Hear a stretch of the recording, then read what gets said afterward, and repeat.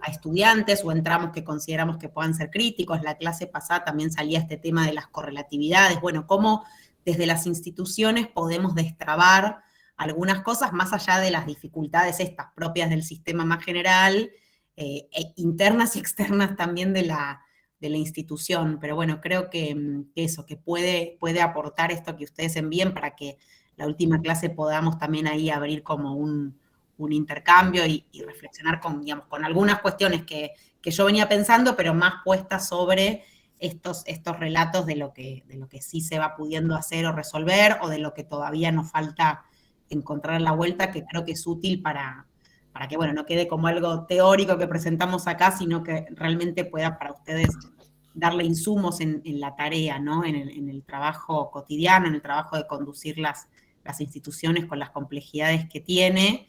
Pero también eso, como digo, es en una conversación o en un diálogo. Yo la vez pasada decía, no es que yo tengo soluciones o que vengo a decir, bueno, esto es lo que hay que hacer, porque no, la verdad que no es la manera. Entonces, eso, confío que en el intercambio vamos a poder sacar buenas ideas y que nos aporten a todas y todos.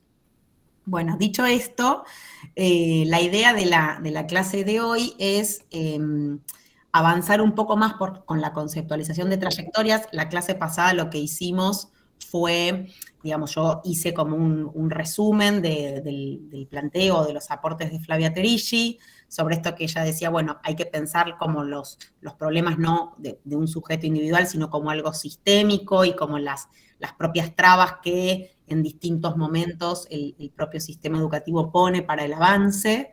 Y al mismo tiempo esto de que traíamos también esta idea como muchas veces que en nuestra cabeza de profes se nos arma como esta idea, si bien sabemos que los grupos son heterogéneos, pero a veces nos paramos en esta concepción más que ella nombra como monocrónica del tiempo escolar, o que armamos propuestas pensando en eso y que rápidamente se nos desarma con la realidad de las aulas o de las instituciones, y que bueno, por eso también esto que decíamos es interesante como en algún sentido intentar flexibilizar alguna de los desarrollos o de las propuestas que llevamos adelante, digamos, como salir también de la inercia de lo que venimos haciendo y ya sabemos que no funciona, ¿no? Y entonces, en este encuentro, mi idea es compartirles un poco cómo, a partir de esa conceptualización inicial, yo fui como dándole alguna vuelta al concepto de trayectorias escolares. Yo digo porque fue en la tesis de doctorado, pero siempre con el acompañamiento de Flavia y siempre con, digamos, diferentes investigaciones por las que fuimos pasando y que fueron como enriqueciendo o dándole profundidad a esta conceptualización. Sí, voy a hacer como la otra vez. En todo caso, voy a hacer, digamos, algún rato así expositivo. Ustedes, si quieren, van dejando dudas en el chat y en algún momento corto y abrimos la conversación, pero bueno, como para tener alguna secuencia digamos, argumentativa. Yo no los veo, o sea que si hay algo como muy urgente, digamos, en todo caso alguien habla, interrumpe, no pasa nada, pero si no, intentamos como seguir esa dinámica. Entonces, les contaba que en mis inquietudes iniciales para empezar la tesis y previo digamos, al contacto con Flavia, digamos, como que yo tenía esta preocupación de digamos, entender cómo la educación o desde el sistema educativo, esta tensión entre si la escuela... ¿Hola? No, si la escuela produce igualdad o desigualdad, ¿no? O esta idea de, bueno, la escuela para que todos seamos ciudadanos, trabajadores, pero este asunto de que, bueno, justamente en una sociedad desigual, ¿cuáles son los fines en este sentido de la educación o de una educación básica o a medida que se avanza por los niveles? Y también como este problema o esta constatación de que, bueno, en ciertos territorios más marginados o como con más dificultades, mayormente las escuelas tienen peor infraestructura, las escuelas a las que están, digamos, profes con menos experiencia o como que, digamos, entre comillas, nadie quiere ir, como una cosa de círculo vicioso que se arma muchas de las veces en relación a esto de reforzar que desde la propuesta educativa tampoco se puede salir como de de este círculo de desventajas, ¿no? Entonces, la pregunta y justamente la apuesta, creo que esta es la contradicción que también tenemos todos y todas que estamos en educación, como que seguimos apostando a la escuela, creemos en eso y en la posibilidad, en la potencia que tiene, pero al mismo tiempo esto, como cierta constatación de lo que no puede o que la escuela no puede con todo, ¿sí? Digamos, justamente ante una sociedad cada vez más desigual y ante la complejidad que eso trae. Pero claramente eso eran unas discusiones más teóricas que no, ahí no se me armaba este objeto de investigación o investigar, era como algo más reflexivo, o en todo caso, digamos, se pueden juntar distintos autores que dicen una cosa u otra. Obviamente en lo personal creo, y creo que hay también un consenso sobre esto, que siempre hay como una tensión, la escuela nunca es totalmente reproductora de lo social, inclusive en las máximas experiencias de totalitarismo, por suerte, no es que todo fue tan cerrado, sino que siempre hay fisuras, y que hay algo también de la educación o de la transmisión que abre, insisto, más allá de intencionalidades, eso, más deterministas o más cerradas, y que al mismo tiempo tampoco podemos decir que es totalmente liberadora, ¿no? Porque esto que hablábamos la vez pasada, siempre hay algo que se conserva o algo que se transmite para la adaptación o para generar un vínculo social, y que bueno, pero sin embargo puede haber ahí como alguna cuestión, esto cuando decimos, bueno, el pensamiento crítico, el pensar por sí mismo, ¿no? O a lo que abre, que si no tampoco habría transformación social, claramente, como podemos verlo a lo largo de las décadas y del tiempo histórico. Pero como digo, eran discusiones más en todo caso teóricas, y en ese momento, cuando me contacto con Flavia, que fue justo en 2007, ya había hecho esta primera conferencia en Santillana sobre las trayectorias. Entonces ahí fue como que se me armó esto de, bueno, este problema que yo quiero ver más general, se está encarnado en las trayectorias escolares, porque justamente hay algo ahí que aparece como de lo macro político, de la lógica del sistema, o esto de que lo podés ver con estadísticas, pero que también se juega después en la vida de cada sujeto, en el recorrido de cada sujeto, ¿sí? Bueno, hay unas disposiciones institucionales, pero después cómo cada uno lo transita con sus vidas, con sus dificultades, posibilidades, cuestiones más singulares, sucede, ¿no? Entonces, como digo, esta idea o esta preocupación se traduce en, bueno, lo puedo estudiar de esta manera. También Flavia en ese texto deja abierto esto de decir, bueno, acá hay unos puntos críticos que podemos sacar, por ejemplo, con estadísticas, pero habría que hacer un estudio de trayectorias reales para ver cómo efectivamente los sujetos transitan por el sistema escolar y ver como con más densidad o con más profundidad qué tipo de dificultades o por qué se dan, ¿sí? Como entender como un poco más esa complejidad. Entonces, bueno, así es que yo inicié el recorrido. Algo interesante también para contarles y para que se empiece a entender cómo se va armando este marco conceptual o esta perspectiva. En un primer momento, digamos, en el esquema de Flavia estaba como esto, bueno, las trayectorias teóricas y reales, que aparecía como algo rígido también para pensar el trabajo de investigación. Entonces empecé a leer otros textos donde lo que sí aparecía muy fuertemente, situémonos acá año 2007, 2008, donde recién se había, estaba promulgado la ley de obligatoriedad de secundaria, como mucha preocupación con el tema, pero también como, digamos, en este tiempo fueron pasando muchas cosas de avances hacia la inclusión, de políticas y de prácticas que en ese momento todavía no estaban tan presentes. Esto lo digo porque, por ejemplo, un texto que yo tomo es de alumnas madres, alumnas embarazadas. Después empezaron a surgir muchos programas como para resolver eso, pero en este caso aparecía como, bueno, tránsitos que difieren de lo esperado, decía la autora Paula Feinsod, en relación a que, bueno, alguien si es mamá deja la escuela, ¿no? Porque no hay mucho lugar a seguir con eso, pero ella decía, bueno, pero hay una voluntad, hay un deseo de seguir, la escuela muchas veces acompaña o no acompaña, como digo, después se fueron haciendo programas específicos, pero sí el registro de esto, de sujetos adentro de las instituciones educativas que antes no eran los esperados. Lo mismo con Gabriel Kessler, que tiene una investigación donde también, de nuevo, muy interesante, él trabajaba con el delito, ¿no? Con jóvenes en conflicto con la ley, y lo que decía es, en los relatos que hacía de estos chicos, en general eran varones, como que en el medio aparecía estas entradas y salidas de la escuela y cómo era esa experiencia escolar, y como con la sorpresa también de, bueno, estos chicos antes no estaban en la escuela. Si vos te dedicabas, digamos, si delinquías o si en tu vida hacías eso, no estabas en la escuela y ahora están, también lo podemos pensar con el consumo problemático de sustancias, y es como cada vez más común, y muchas veces, bueno, digamos, ¿qué hacemos de las instituciones con eso? Pero como reconocer justamente esta pluralidad o estos modos diversos de transitar la escolaridad que difieren de lo esperado y que, como yo en ese momento, digamos, pensaba, es mucho más que la trayectoria teórica, ¿sí? Porque acá parecía que entran y salen, que van y vuelven, dejan a mitad de año, van 3 meses, ¿no? Como cosas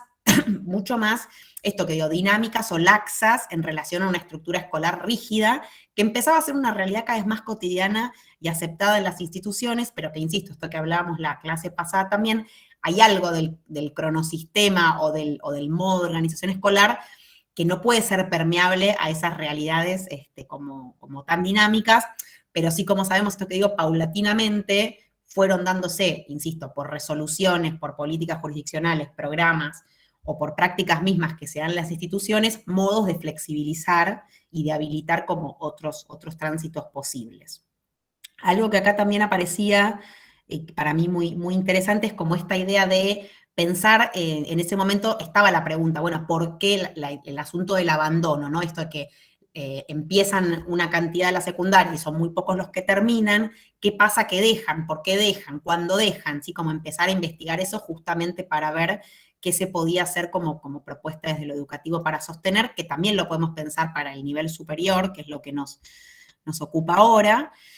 Y en ese caso, algo interesante, y esto también para traerlo y pensar esto que digo desde las estrategias institucionales, lo que mencionan distintos autores es esto de que no es que alguien deja de ir a la escuela o a una institución educativa de un día para el otro, ¿no? Sino que se va dando un proceso de desenganche, a veces, digamos, más largo o más corto, pero que tiene que ver con esto de, bueno, voy, no entiendo nada, o dejo de ir, o voy más alternadamente, ¿sí? Y como que de a poco, cuando te querés acordar, un día dejan de ir, ¿sí? Pero como que uno podría decir esto de que hay signos, ¿sí? O de que hay situaciones que van marcando este desenganche, que insisto, no es de un día para el otro, sino que es un proceso y que en todo caso, como digo, desde las instituciones podríamos ahí pensar de qué modo intervenir. Un ejemplo que se me ocurre de esto es, vieron que cuando empezamos, yo di clases en universidad, no en institutos di muy pocas veces, pero como estoy en grado hace mucho tiempo, pero sí esto que pensaba justamente con la preparación de la clase, vieron que cuando tenemos la planilla inicial de cantidad de estudiantes, hay algo como muy naturalizado o asumido, bueno, empiezan, estos se inscribieron, a la primera, segunda clase ya son muchos menos los que están, al primer parcial son muchísimos menos los que llegan, al segundo otro tanto, como esta cosa del embudo, ¿no? Como muy naturalizada y que en realidad a mí me pasó un año que esto, supongamos que, no sé, de los que estaban asistiendo regularmente, 3 o 4 no entraron al primer parcial, entonces se me ocurrió mandarles un mail como, bueno, ¿por qué no entregan? ¿Qué pasó? ¿No? Como, y algo como sorpresivo o disruptivo, cuando en realidad fue algo, no sé, como muy, muy sencillo de hacer. Y ahí aparecía, obviamente, alguien te puede decir, no sé, conseguí un trabajo, o me anoté en 10 materias y esta no la puedo seguir, como cosas más de sus vidas, o a veces es esto, bueno, no entendía, o no supe, o no llegué, y como que hay cosas que sí se pueden recuperar y reponer, y digo, como de un modo muy, muy sencillo. No estoy poniendo un ejemplo mínimo, pero en esto de a veces que decíamos la vez pasada también como de algo de estar más atentos, atentas, o de que tiene más que ver a veces con cambios de perspectivas. Pero bueno, con respecto al abandono escolar, algo que sí tematicé bastante en la tesis y que va en línea, digamos, con la hipótesis principal que quiero proponer, que como digo, estudié educación secundaria, pero creo que se puede trasladar también al resto de los niveles. En este caso, esto que les decía, ante la pregunta de por qué muchos adolescentes y jóvenes dejan de ir a la escuela, algunos estudios, estos que pongo al inicio y que están también citados en el artículo, ponen mucho hincapié en las cuestiones más estructurales, ¿no? Es decir, bueno, son pobres, o cuando son pobres hay determinado porcentaje de que dejen de ir, o, no sé, el capital cultural o social de la casa, o porque trabajan, o esto, porque son mamás o papás, o porque viven en tal zona, ¿no? Como que condicionantes más duros como único modo de explicar el abandono o el dejar de asistir. En otro caso, los estudios que siguen ponían más hincapié en cuestiones más, bueno, porque son adolescentes y los adolescentes están en una etapa como más individuales o subjetivas, ¿no? o esto, bueno, ahora las familias, la autoridad o los docentes, como mucha explicación más desde los sujetos, insisto, como única explicación ante el fenómeno. Lo que en un estudio de Débora Cantor, que también mencionaba antes y que ella también hablaba mucho de esto, de, bueno, de cómo se transita la escolaridad y cómo se van dando estos procesos, en todo caso, ella dice, bueno, critica mucho la categoría de desertor por lo punitivo y por lo individual que tiene, pero también la de abandono, porque dice, bueno, los que dejan de ir, ¿no? Como que hay algo ahí, y de esto que hablamos como de cierto proceso que se va dando, pero la pregunta central que creo que nos sirve y que es como eje del planteo es, bueno, ¿qué lugar tiene la institución educativa en esta situación? ¿Sí? Y pensarla también como una situación multidimensional. Seguro que hay algo de las condiciones sociales que se juegan, seguro que hay algo de las condiciones singulares o individuales que también, nada, si alguien tiene un accidente, se enferma o algo de cualquier tipo puede incidir, pero siempre sostener o no dejar, o por lo menos esta idea de no omitir, porque en estos estudios lo que aparecía, no me sale ahora el autor, pero que dice la escuela como omitida, ¿no? Que ante los problemas siempre los pone como esto de lo endógeno y exógeno, siempre los pone afuera. Bueno, desde las instituciones hacernos la pregunta y ver qué es lo que, digamos, qué pasó en la institución para que esto sucediera y en todo caso qué podríamos advertir o hacer que no suceda, ¿no? Algo también importante en esta construcción conceptual es que, como decía, yo tomo el concepto de Flavia de trayectorias, que tenía toda una lógica desde planteos más pedagógicos que ya venía trabajando, pero en el momento de hacer la tesis yo claramente tuve que, digamos, o no pude desconocer que el concepto de trayectorias en sí mismo existe y que en este caso, digamos, se toma de desarrollos sociológicos de la sociología francesa, que hay muchos estudios sobre trayectorias laborales, sobre migraciones. Quiero decir que hay una densidad conceptual detrás que tuve que tomar como eso, aunque en este caso recortemos específicamente lo educativo, pero sí que existe como toda una biblioteca y toda una tradición donde desde hace varias décadas, sobre todo en relación a, por un lado, como la idea más de las teorías de la complejidad, porque lo que aparece es, bueno, pensar la trayectoria es, por ejemplo, una trayectoria vital a lo largo del tiempo, pero esto que decíamos antes, desde una perspectiva multidimensional, ¿sí? Todo lo que son la vida de las esferas de cada uno de nosotros, de nosotras, y cómo ahí se van desarrollando, con qué posibilidades o de qué manera, digamos, cada uno de estos trayectos, como decimos, puede ser laboral, puede ser escolar, puede ser desde las migraciones u otros, pero pensarlos como en la complejidad y en estas múltiples dimensiones, pero también algo, por ejemplo, si lo pensamos en el caso de las trayectorias laborales, lo que sucedió en los últimos años de que, digamos, como decía, hace varios años, previo a, digamos, de esta idea de una sociedad postindustrial, era, bueno, alguien entra a trabajar en una fábrica y trabaja 30 años ahí, ya está, es una trayectoria totalmente lineal.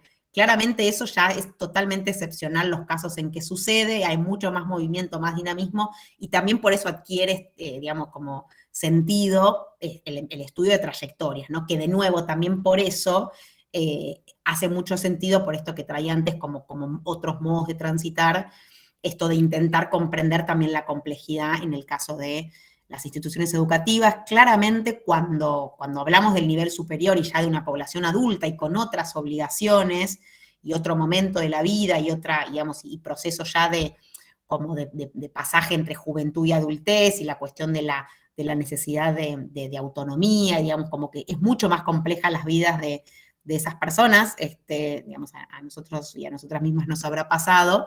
Entonces ahí, de nuevo, es como que tiene mucha más densidad el pensar las trayectorias, en este caso, ahora nos centramos en los institutos, ¿no? Y todo lo que pasa en la vida de las personas, además de estudiar.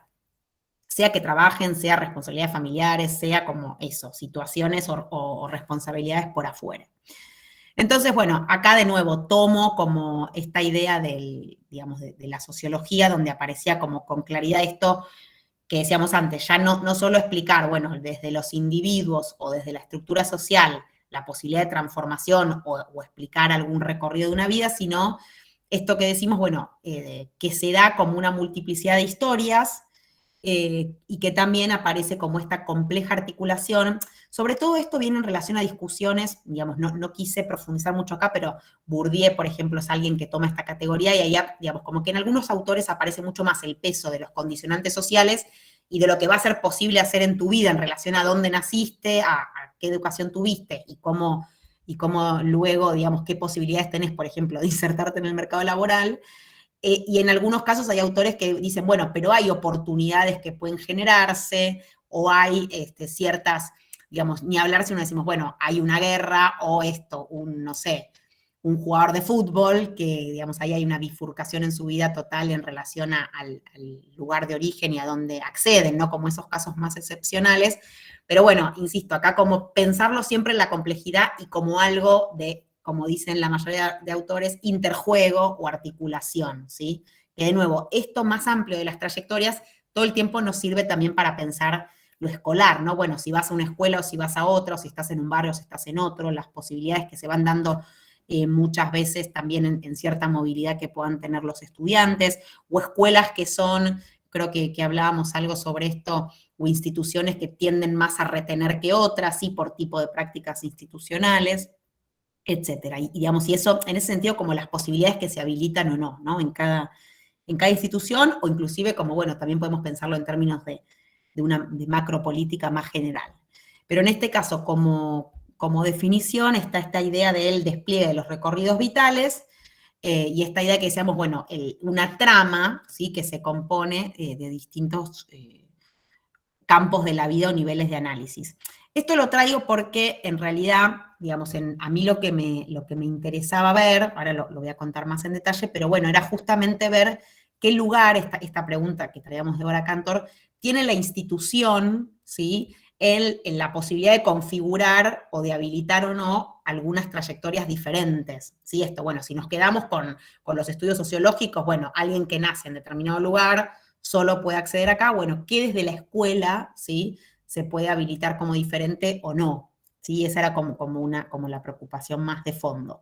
Y entonces acá, en relación a esto que aparecía como las dimensiones más objetivas y subjetivas, yo lo que traigo, y que a mí me ayuda mucho, porque justamente eso, quería pensar cómo desde la escuela podían, digamos, suceder distintas cuestiones.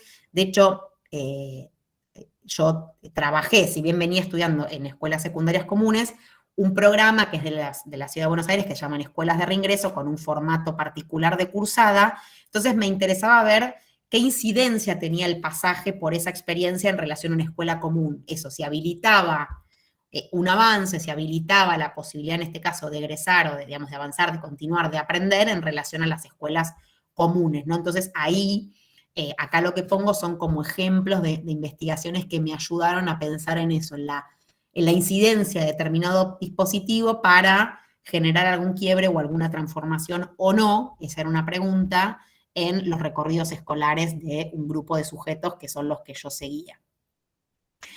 Entonces, bueno, acá como síntesis esta idea de pensar las trayectorias escolares, en esta idea que decía antes del interjuego entre las dimensiones estructurales, individual e institucional, como, digamos, primer punto de llegada, donde en mi caso lo institucional, como decía, tiene un peso muy fuerte justamente por lo que yo quería mirar, sin desconocer justamente esta trama compleja. Algo que traigo a colación es, que seguramente muchos o muchas de ustedes conocen, es un libro, que circuló bastante en su momento, de Sandra Nicastro y Beatriz Greco, porque es de trayectorias formativas, se llama Entre Trayectorias, y es específicamente del nivel superior, ¿sí? En este caso, ellas tienen como una perspectiva, diría, como más abierta, o esta idea, ellas, digamos, como que traen mucho esta idea del itinerario en situación y en movimiento, ponen mucho menos peso, diría, y esto también para pensar y para que, digamos, en esto que digo, bueno, presentamos las distintas formas de verlo y después cada uno va tomando la que más le parece, pero en este caso ellas toman mucho más esta idea de como que los recorridos son más abiertos y ponen menos el peso que lo que hacíamos en nuestro equipo de investigación de estos condicionantes más de la organización escolar, ¿no? Como que lo plantean como algo abierto y por lo mismo, que es algo que vamos a retomar la clase que viene, también ellas ven mucho más el espacio posible de intervención, ¿sí?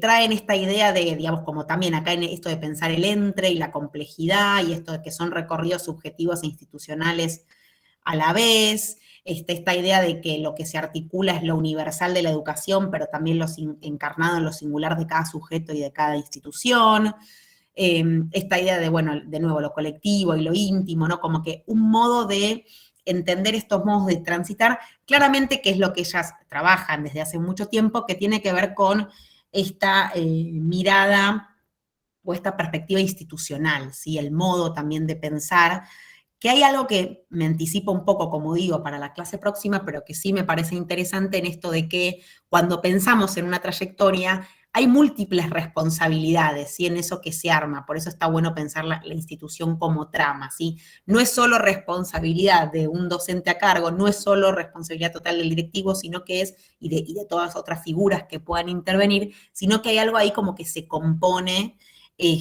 para, como decía, bueno, acompañar, sostener o generar, digamos, determinadas intervenciones.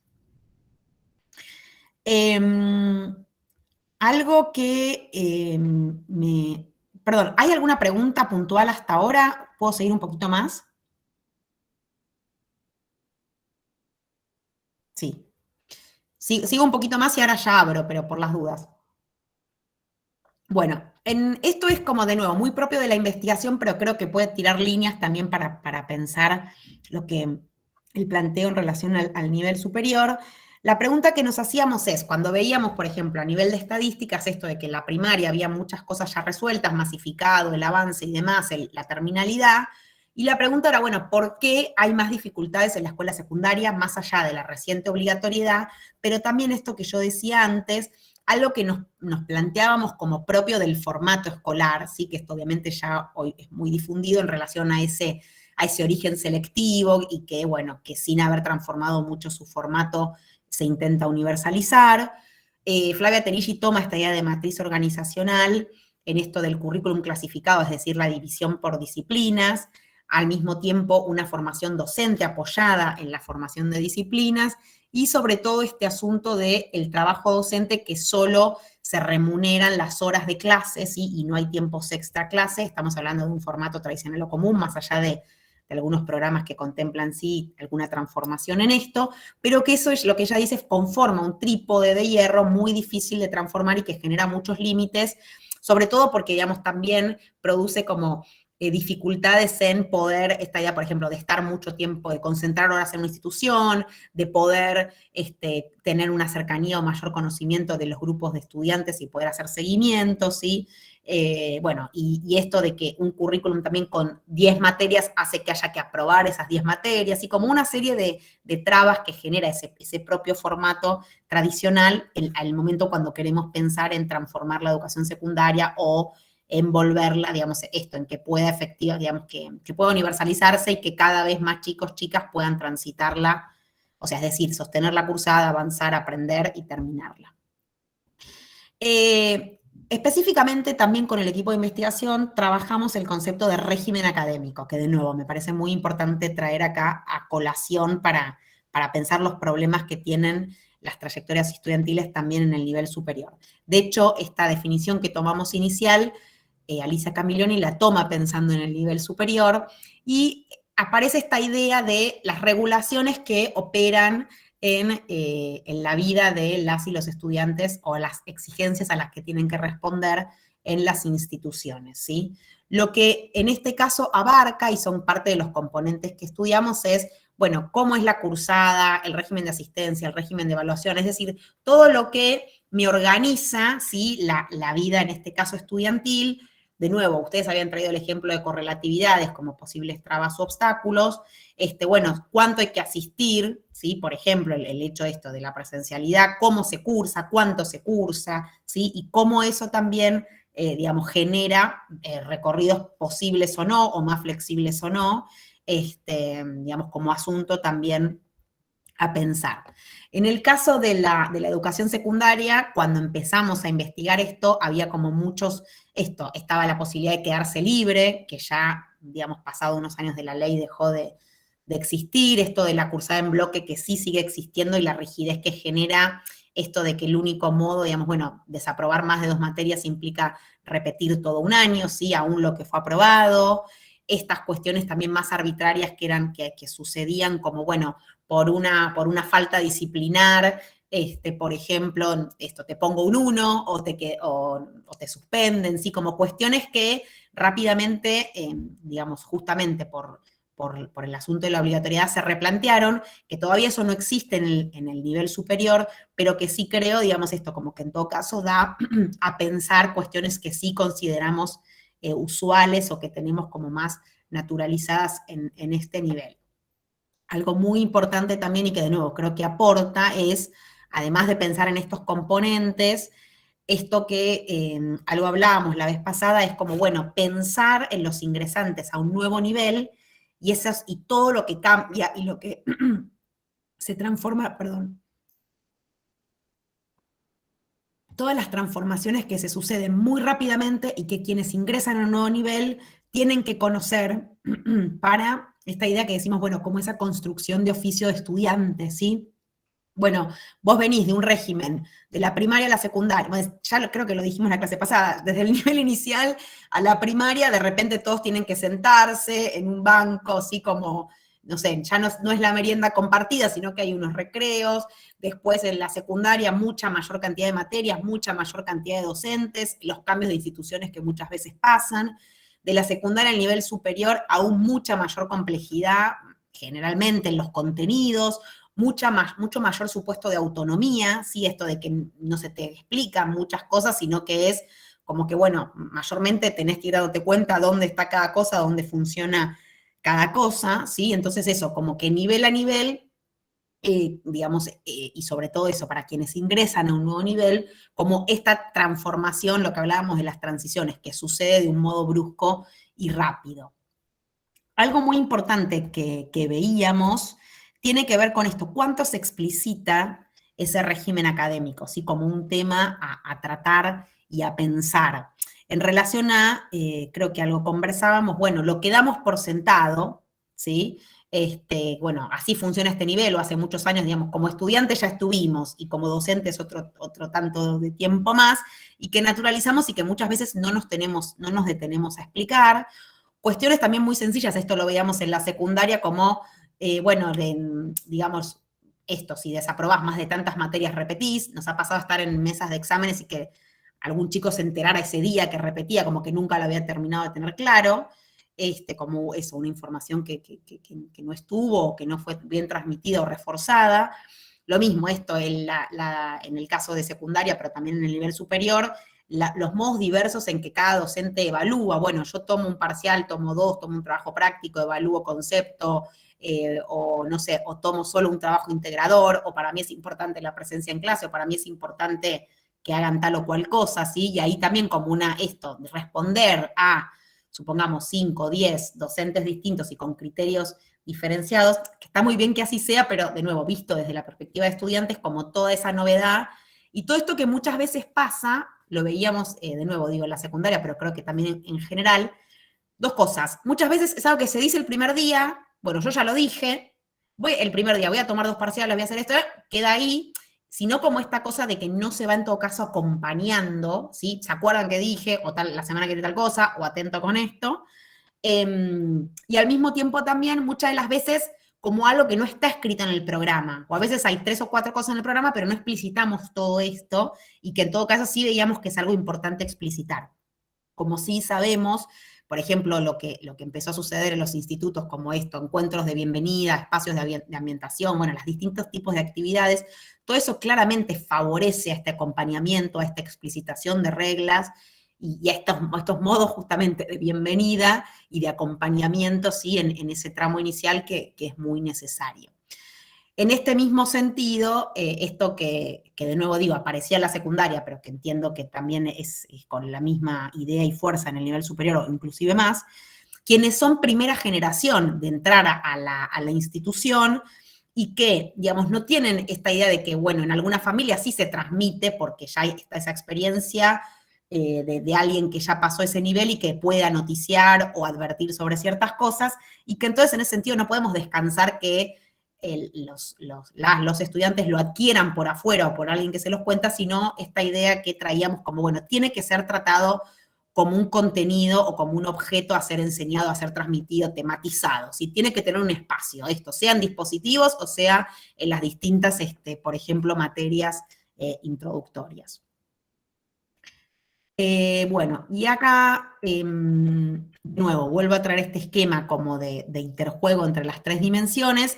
Esto es lo que quería decir sobre como la hipótesis principal de la tesis, donde yo decía, bueno, hay algo para pensar estas trayectorias que más allá de las dificultades o cuestiones individuales y estructurales, hay algo de la institución o específicamente de las condiciones de escolarización de la escuela secundaria que hacen obstáculos, y esa como la hipótesis principal.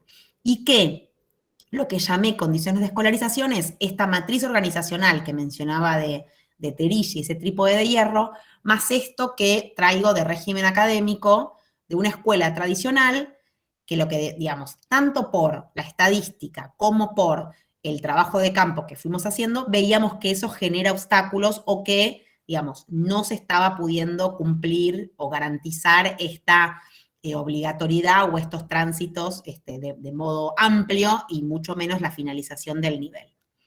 Entonces, yo lo que decía, bueno, si es el caso que yo estudié, que son las escuelas de reingreso, que justamente tienen un régimen de cursada por materia, más parecido al nivel superior, y por lo mismo de asistencia, donde había la posibilidad de, bueno, estudiantes que habían dejado la escuela secundaria, era para inscribirse desde los 16 años, es decir, asumiendo a alguien que había cursado primer año varias veces o había dejado de cursar y que no le había ido bien, como alguien que se pudiera inscribir en primer año, unos tramos como más condensados también, una propuesta muy contemplativa de las condiciones de vida, o sea, de las posibilidades de cursada, esto de poder anotarte, más parecido también al nivel superior de, bueno, si tengo aprobadas tales materias de primer año, pero también alguna de segundo, como que la puedo cursar, digamos, como que un régimen de cursada que pudiera habilitar eso, siempre con la posibilidad de avance.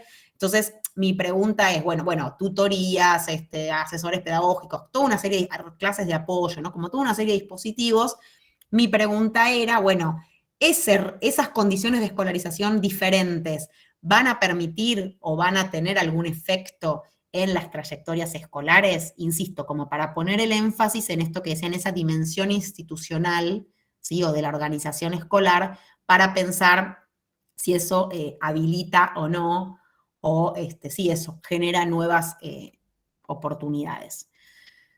Esto lo voy a pasar rápido, pero lo que hice es una caracterización estadística y entrevistas a estudiantes para reconstruir trayectorias, digamos, hacia el pasado, su información sobre cómo había sido la escolaridad en el momento en reingreso, en las escuelas secundarias y, bueno, en la primaria y todo el trayecto, y ahí todo el tiempo también esto, cómo fue esa experiencia escolar en relación a sus vidas, ¿no? Y digamos, de alguna manera intentando comprender eso.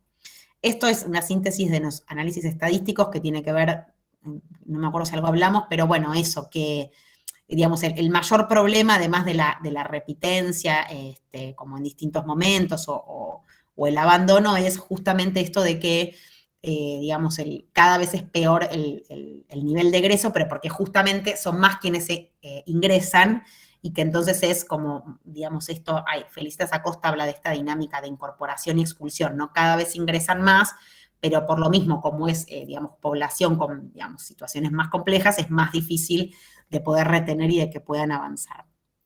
Es igual, los últimos años aumentaron un 2%, creo, el egreso, pero en el tiempo que yo estudié había sido como 10 años de baja. Y algo, esto sí, para pensar las trayectorias de la tesis, pero más en general, en relación también a todo lo que venía diciendo del marco teórico, esta idea de que cuando pensamos en las dificultades de trayectorias, que yo antes decía, bueno, lo individual, lo estructural, lo interesante que uno ve cuando en esto de pensar recorridos más singulares, que las dificultades siempre se producen por una sumatoria de situaciones, ¿sí? Alguien te puede decir, bueno, ese año, no sé, tuvo un accidente mi mamá, o me mudé, o alguna cuestión que como, digamos esto, como que el hecho traumático que primero es lo que se recupera, o eso, o quedé embarazada, o tuve tal problema, o dejé de ir, bueno, cualquier cosa que se pueda decir, pero que después en el relato que se compone claramente era una vida con determinadas complicaciones, o en la escuela esto, no entendía nada, no estaba yendo, no, sí, como que se arma esto que decíamos como en una trama y que nunca es una sola cosa ni de un día para el otro. Esto que en la muestra que yo tomé, claramente, digamos, todos y todas las estudiantes habían tenido dificultades en la escuela común. Digamos, no es una muestra representativa del conjunto, porque claramente es quienes ya estaban en esta institución de reingreso y que por lo mismo era eso, pero que sí, digamos, marcaba mucho y que sobre todo, por ejemplo, muy pocos habían tenido dificultades en la primaria, ¿sí? Como que era muy fuerte y que por lo tanto yo ahí de nuevo, entre los relatos, lo que reconstruía es las dificultades que sí tuvieron, más específicamente, si se quiere, escolares. Algo de esta idea de yo decía, bueno, la intermitencia, estas entradas y salidas que ya habían tenido en recorridos escolares previos, pero que también estas escuelas de reingreso, justamente por toda la flexibilidad que tenían, también permiten, o sea, como algo, en algún sentido uno puede decir bueno, porque es inclusivo, pero también algo que pasaba es que estas idas y vueltas hacían que las trayectorias se volvieran eternas, ¿sí? Como que, bueno, se hace muy larga la cursada, o sea, da cuenta por un lado esto de la persistencia de los estudiantes, digamos, contra todo discurso de, bueno, no les interesa, no quieren, no pueden. Alguien que hace, no sé, 3 veces primer año, repite, después va a una escuela de reingreso, vuelve, ¿no? Como que hay algo que ahí aparece, pero que cuando veíamos, no sé, algunas personas, se iba a llevar 10 años hacer la secundaria o más, y siempre era un promedio mucho mayor a la trayectoria teórica esperada. Y sí, como algo que yo veía alentador, de nuevo, esto no es medible, hay otras investigaciones que toman estas escuelas que hacen seguimiento de egresados y que ahí, bueno, hay que ver qué pasa, pero sí que el hecho de estar en una escuela de reingreso, donde sentían que podían, que entendían, que esta cosa, bueno, ahora entiendo, ahora me puse las pilas, así como que se jugaba como eso, algo más subjetivo y algo, digamos, de que también como eran más grandes y como ya tenían otras expectativas, pero también algo de ese formato, de esa institución que facilita las cosas, les permitía avanzar en relación a otras situaciones como más de fracaso o que no pudieron, inclusive situaciones como de enfermedades crónicas y que tenían que dejar de ir, bueno, acá podían sostener la cursada, había varios casos así, y esto de que les habilita, digamos, les permitía proyectarse a futuro. Bueno, ahora que ya llegué hasta acá, digamos, en la pregunta era, bueno, quiero seguir estudiando tal cosa, quiero trabajar de tal cosa, como que algo que habilitaba, y de hecho también hay una autora, Miriam Southwell, que habla como de estas escuelas como, digamos, como, sí, democratizadoras, ¿no? Hay un concepto que usa específico, pero eso. En realidad, bueno, ahí claramente tenemos como las tensiones entre esto, bueno, también, digamos, en estas escuelas es, bueno, si son de igual calidad que otras, también lo que veíamos esto como más de hallazgos más generales, en relación a esto que decíamos, bueno, las condiciones de escolarización únicas, esto más del equipo de investigación más amplio, no están pudiendo dar respuesta a la universalidad, es decir, un formato único de escuela, que es el que ya se viene sosteniendo y el que, digamos, el que sigue vigente, no responde, entonces sí es necesario que existan otros formatos, pero claramente en el caso de las escuelas de reingreso y en todas las jurisdicciones hay algún ejemplo de mayor o menor escala, pero todas, digamos, tampoco resuelven el problema porque justamente siempre es un programa que se pone a prueba y que nunca termina de, o sea, toda la población que está fuera de la escuela, no, o sea, son siempre acotadas. En el caso de la Ciudad de Buenos Aires son solo 8 escuelas de reingreso, ¿sí? U otros en las provincias atienden muchas veces solo un 10% de la población, y que además esto que decíamos, justamente por las novedades, digamos, las transformaciones tan incentivas que tienen mucho más recurso en personal y en todo lo que se arma ahí alrededor, no todas las veces es transferible eso o escalable, ¿sí? Si bien muchas de las veces empiezan como un proyecto con esa idea, no siempre son escalables al conjunto, y bueno, y como la tensión que genera esto también en términos de política educativa y de posibilidades reales de transformación. Bueno, corto ahora, así abrimos un poco la discusión. Acá planteaba esto, bueno, ¿qué ofrece la perspectiva de las trayectorias para pensar como más ampliamente las problemáticas que atraviesan los estudiantes en sus recorridos, ¿sí? Por las instituciones escolares, como digo, para pensarlo más ampliamente. Pero bueno, eso, no sé si voy a mirar si había alguna pregunta, si algo que quieran que conversemos, no sé si fui muy rápido. A ver el chat. Había por ahí un comentario. Sí. Eso, acá dicen, a veces los estudiantes desconocen totalmente los programas. Claro, bueno, sí, esto que apuntaba, muchas de las veces eso, como que el programa existe o se usa como algo más formal que como una herramienta de trabajo donde efectivamente decimos, bueno, estos son los requisitos de la cursada, bueno, no sé, sea desde la asistencia, la cantidad de evaluaciones, las formas, sea, bueno, también estas son las unidades, estos son los temas, como que hay algo también ahí, y que de nuevo no es más que nada darse cuenta o anoticiarse de hacerlo, eso, tomarlo como herramienta de trabajo, para poder seguir esa cursada que, digamos, no es algo difícil de hacer, ¿no? En esto que decíamos, como de esto de pensar más desde un cambio de perspectiva, de qué manera se pueden ir haciendo como más accesibles, o en el sentido, o esta idea de, bueno, más acompañados los tránsitos, los recorridos estudiantiles. No sé si hay algo que no se haya entendido o que pueda profundizar o que quieran preguntar o aportar.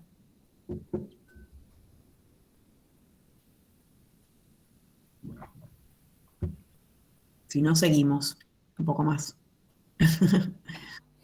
Buenísimo. Vamos para adelante. Vamos para adelante.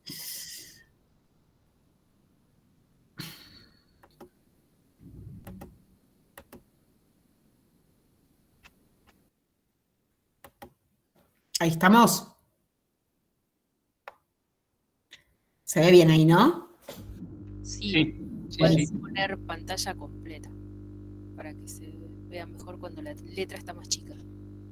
Ah, porque ahí de nuevo es lo que tengo, pero a ver, vamos así. A ver. Ahí. Presentación sería de diapositiva. Ahí. Por eso ahí todavía no se ve. No, Presentación personalizada, dicen. ¿Será eso? A ver. no, desde la diapositiva actual está bien. Ahí. Bueno, vamos así. Bueno, entonces, acá hay como un resumen, no importa, de esto que fui diciendo, en relación, digamos, lo central en este caso que decía es como de nuestra parte mostrar la complejidad de estos recorridos y el énfasis en lo institucional, ¿sí? A la hora de pensar los tránsitos. Que de nuevo, también en algunos casos aparecen como otros soportes, o esto que decíamos, digamos, no restamos tampoco importancia a las otras dimensiones, pero que justamente como que analíticamente era lo que nos importaba ver justamente para hacer esta comparación. Algo que traigo también, y que sé que ustedes trabajaron esta idea de concepto estelar, ¿sí? Esta idea de que, bueno, a trayectorias está por todos lados, se usa para todo, como, bueno, ¿qué quiere decir? ¿Por qué aparece? Y esta idea justamente de concepto estelar como algo que en algún sentido se pone de moda y como que, digamos, hay que ayornarse y queda mejor decir, ¿no? Van pasando, después son otros conceptos, pero bueno, ¿por qué esto, digamos, se difundió tanto o tuvo tanta pregnancia eso en los documentos de normativa, en las instituciones? Y en todo caso, precisar los alcances o qué quiere decir. Yo, digamos, en este caso lo traigo como desde una perspectiva que construimos en un equipo de investigación, como decía, con algunos sentidos. Claramente después, digamos, pueden haber otras posiciones u otros modos de entenderlo, pero algo sí importante, digamos, ¿se acuerdan que yo, digamos, bueno, arranqué de hecho también la clase hoy diciendo esta idea de que, digamos, Terigi trae como, bueno, es un problema sistémico y no individual, ¿sí? Como eso es justamente lo que se quiere hacer énfasis, como reposicionar la mirada, ¿no? O esto que yo digo, bueno, ¿qué tiene, digamos, o cuánto incide la institución en esta posibilidad de unos tránsitos o de otros, ¿no? Entonces, algo que después aparecía por ahí, digamos, alguno de ustedes o alguna habrá también escuchado, nos ha pasado como de estar en alguna institución y como aparece como frase, por ejemplo, no sé, de una docente, no sé, tengo 5 chicos con trayectorias, ¿no? Como una idea. Bueno, ¿qué quiere decir tengo 5 chicos con trayectorias? Ahí habría como un deslizamiento de lo que antes se decía dificultades de aprendizaje, y ahora le digo trayectorias porque suena mejor.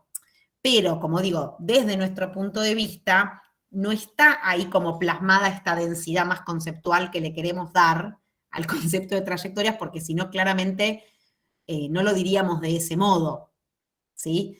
Que es, en este caso, como reforzar que es un problema del sujeto, y que en todo caso todo el grupo tiene trayectorias, no es que sea malo de esta cosa como que, bueno, alguien que tiene trayectorias es porque no puede seguir el ritmo esperado, ¿no? Sino que justamente es al revés, todos tienen, digamos, o transitan el sistema educativo, y que claramente esto puede ser que en algún momento alguno tenga alguna dificultad u otra, pero justamente salir de esta idea como de etiquetar o de poner de nuevo como si tener trayectorias fuera algo negativo, que de nuevo no es el asunto o el interés del concepto, sino justamente, digamos, de nuevo, todos y todas tienen trayectorias, pueden haber reagrupamientos distintos, pueden haber momentos distintos o dificultades, pero que claramente sí, en este caso el énfasis de pensar en la trayectoria es como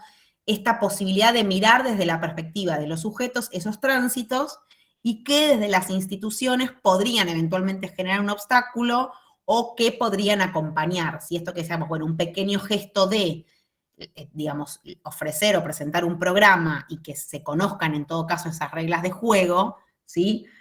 Como, bueno, habilita ya un modo de cursada que si alguien desconoce o si solo él o la docente sabe, porque, digamos, hay mucho lugar a arbitrariedades, hay mucho más lugar a desconocimiento y a imposibilidad de manejarse justamente con eso, con las reglas que rigen ese espacio, ¿no?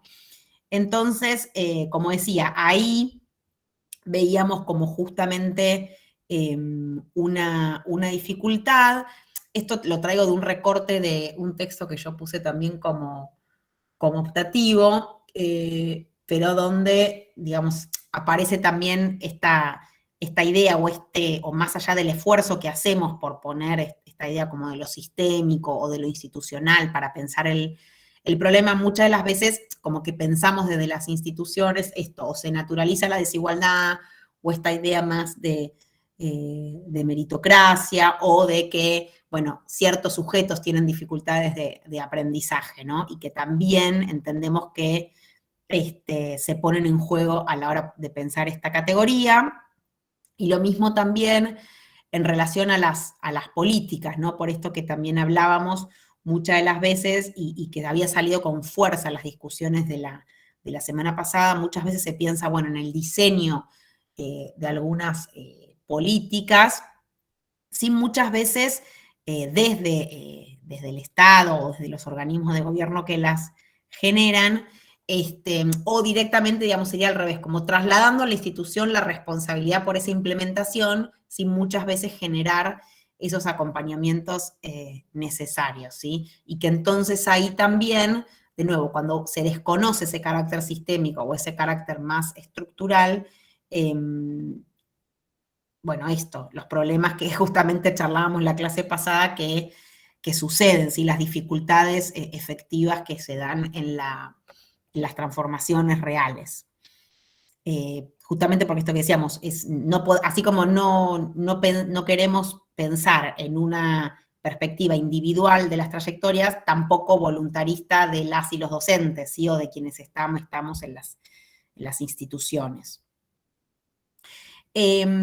Algo que también traigo para contarles es una investigación que realizamos, esto ya es posterior a la tesis, pero que creo que puede ser de interés como para una perspectiva más amplia de las trayectorias y que abarca todos los niveles.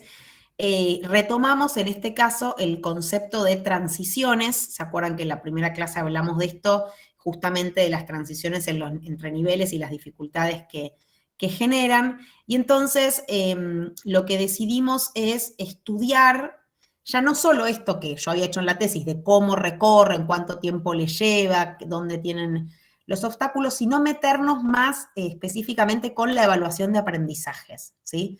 Y entonces la evaluación de aprendizaje entre niveles, pero que voy a seguir un poquito más, ¿sí?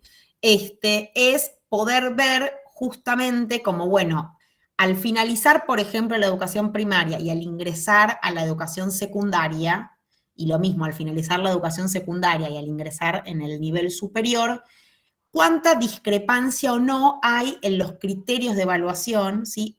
En lo que se genera como expectativa, por ejemplo, de salida de la secundaria y de ingreso del nivel superior, justamente para, en esto de la hipótesis de que hay unas discontinuidades entre un nivel y otro, ver si en todo caso había algo de esto que se ponía en juego como discrepancias o esto que hablábamos también la vez pasada, como que cada nivel muchas veces tiene su propia lógica. Últimamente hubieron más procesos de articulación o políticas, en algunos casos más territoriales para hacer esto, pero bueno, cómo se da, sobre todo, no, pensando desde la perspectiva de algún estudiante que transita los 3 niveles y que va viendo estas variantes. Quiero decirles algo acá, para que se entienda. Lo que nosotras hicimos, para que se entienda la lógica de la investigación, es en la Universidad General Sarmiento, que es en la que en ese momento tenía base la investigación, tomamos como a toda la matrícula de estudiantes que ingresaban y vimos de qué escuelas secundarias mayormente venían. De esas, digamos, con diálogos más territoriales con la jefatura distrital, elegimos 6, en las que empezamos el trabajo de campo. También tomamos un instituto de la zona, que es el Instituto de Moreno, para hacer en la universidad, pero también en un instituto de nivel superior, y ver ahí también las discrepancias.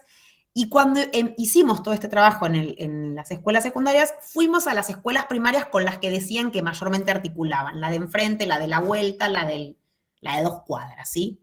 ¿Por qué hicimos esto y qué nos parecía interesante? Lo que decíamos es, esto que estamos investigando después lo llamamos trayectorias plausibles, ¿sí? Es algo que podría ser que algún estudiante, justamente por esta cuestión, digamos, como de pasaje masivo de una escuela a otra, el que empezó en esta primaria, que articula con esta secundaria, después vaya al instituto o a la universidad. ¿Se entiende? Como para ver, como decir, bueno, nos posicionamos desde la cabeza de estudiantes que recorren y lo que hacíamos era ver cómo se entendía en cada una de esas instancias de fin de primaria, de inicio de secundaria, de fin de secundaria, de inicio del nivel superior, cómo se entendía la evaluación. La evaluación en un sentido muy amplio, esto es como hicimos el trabajo de campo, donde, por ejemplo, las expectativas que tenemos sobre los ingresantes, ¿sí? Esto, bueno, por ejemplo, en un nuevo nivel, qué tienen que saber o no, o las expectativas de logro. Bueno, para terminar la secundaria, ¿qué tiene que saber? O para aprobar la materia, ¿qué tiene que saber? O para, por ejemplo, bueno, lo que hacíamos era mirar evaluaciones, dialogar con las y los docentes, después ir a la instancia en que hacían una evolución o entregaban las pruebas o los parciales, digamos, los criterios, qué corregían, cómo lo corregían, o sea, qué evaluaban de contenido, qué corregían, después cómo construían al mismo tiempo una calificación, por ejemplo, del trimestre o del cuatrimestre. Bueno, todas esas micro decisiones, porque antes lo pasé rápido, pero la hipótesis que teníamos en esto de decir, bueno, lo que vemos es que hay abandono, que hay repitencia o que hay, digamos, todo lo que vemos que sucede como problema, pero lo que decíamos es, bueno, muchas veces esto es, digamos, por una sumatoria justamente de decisiones en distintos espacios curriculares que hacen que, digamos, vos no apruebes esa materia o no apruebes todo un año, ¿sí? Entonces nos parecía interesante ver. Hicimos eso, entrevistas, observaciones a docentes directivos, pero también a estudiantes en esto de, que también muy interesante de ver cuánto sabían, ¿no? De estos, de qué se evalúa, cómo, por qué, para qué, como también ahí tener esas voces. De nuevo, los criterios digamos, de cómo se arma la propuesta de enseñanza y la propuesta de evaluación, los instrumentos de evaluación que también nos daban, digamos, cómo se evalúa un tema, otro tema. Esto es importante y no lo dije, nos centramos en lengua, matemática, sociales y naturales, ¿sí? Y de nuevo, hacer todo ese recorrido a ver si había alguna coherencia, o sea, coherencia me refiero en esto de los criterios, insisto, con la hipótesis que teníamos de las discontinuidades que se generan, ¿no? Y justamente para ver ahí si se podía echar luz, como en esto que muchas veces aparecen como problemas de los ingresantes, ¿sí? ¿Alguien quería decir algo? No sé si has cambiado las placas, las transparencias, las diapositivas, porque estamos en cada una de las trayectorias escolares. No sé si vos las cambiaste. Sí, fui cambiando todo el tiempo, entonces no se vio. Fui cambiando todo el tiempo. Ahí está, trayectorias plausibles. Pero pasé muchas, bueno. A ver, voy a volver a probar y si no, vuelvo a entrar. ¿Ahí se ve? Ahí está la unidad de análisis y análisis de trayectoria plausible. Estás en Sí, eso. pero no está en presentación. Claro, yo lo pongo en presentación, por ahí no se ve. Vamos de nuevo, si no. A ver. Ahí vamos de nuevo. Voy a entrar así. A ver si esto ahora funciona.